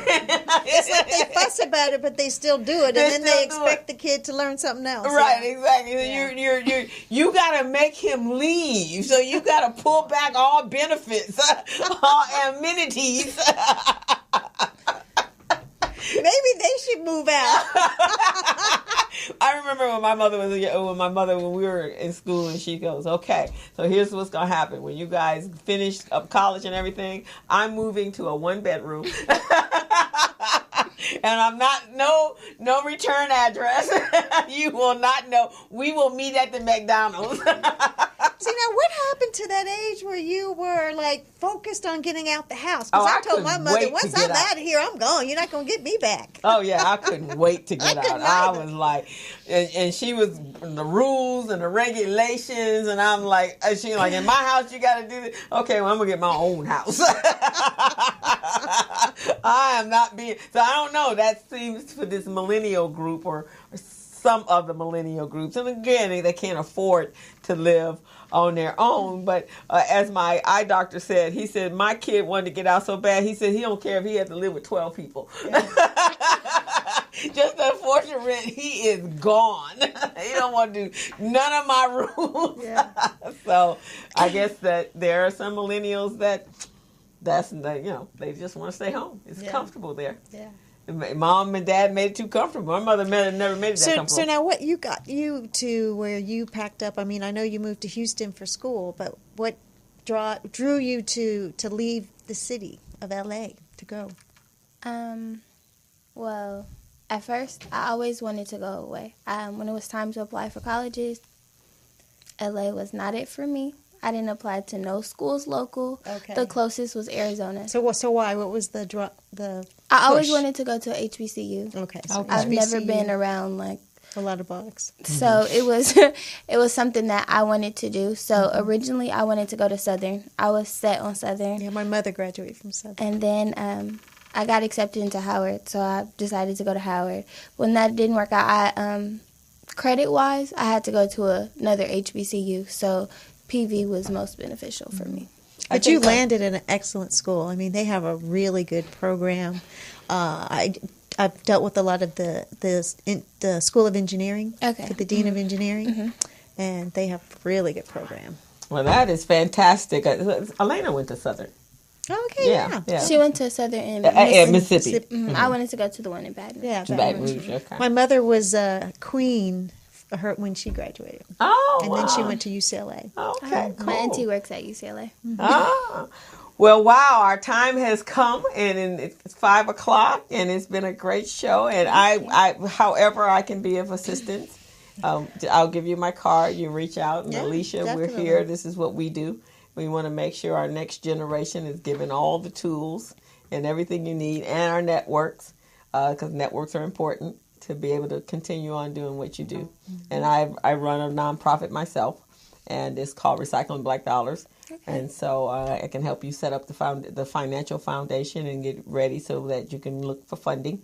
Okay. Because that's very important. Okay. And so just reach out to us. And we would love to help you with your workshops. Yeah. So I do a lot of emotional intelligence type workshops. So okay. Mm-hmm. Yeah. Thank you. So we're here for you. Thank you. Yeah. Thank you for having me. Oh, it's just been a pleasure. I'm just so impressed. So we're going to everyone. I hope you enjoyed the show today. We want to wish you a happy Memorial Day weekend. Be safe, but have a good time. And we will see you. Alicia, how do they reach you?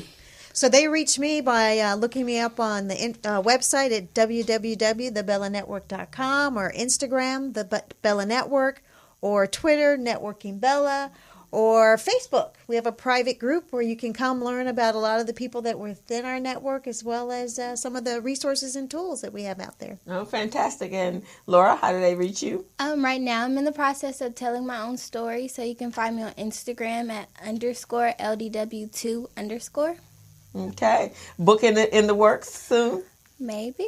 Okay. All righty then. Everyone have a fantastic Memorial Day weekend, and we will see you next Friday, June 1st. Bye-bye.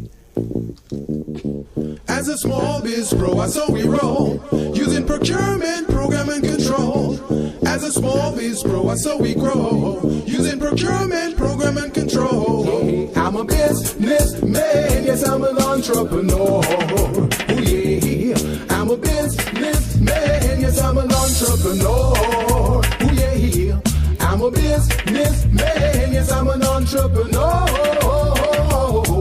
I'm a businessman, yes, I'm an entrepreneur. Oh yeah. Crystal Mitchell, do you have my business plan? Just review the pages of my marketing plan. Crystal Mitchell, do you have my business plan? Just review the pages of my marketing plan. Got my capability statement, yes, I'm ready to go. Got my balance sheet, my P&L, my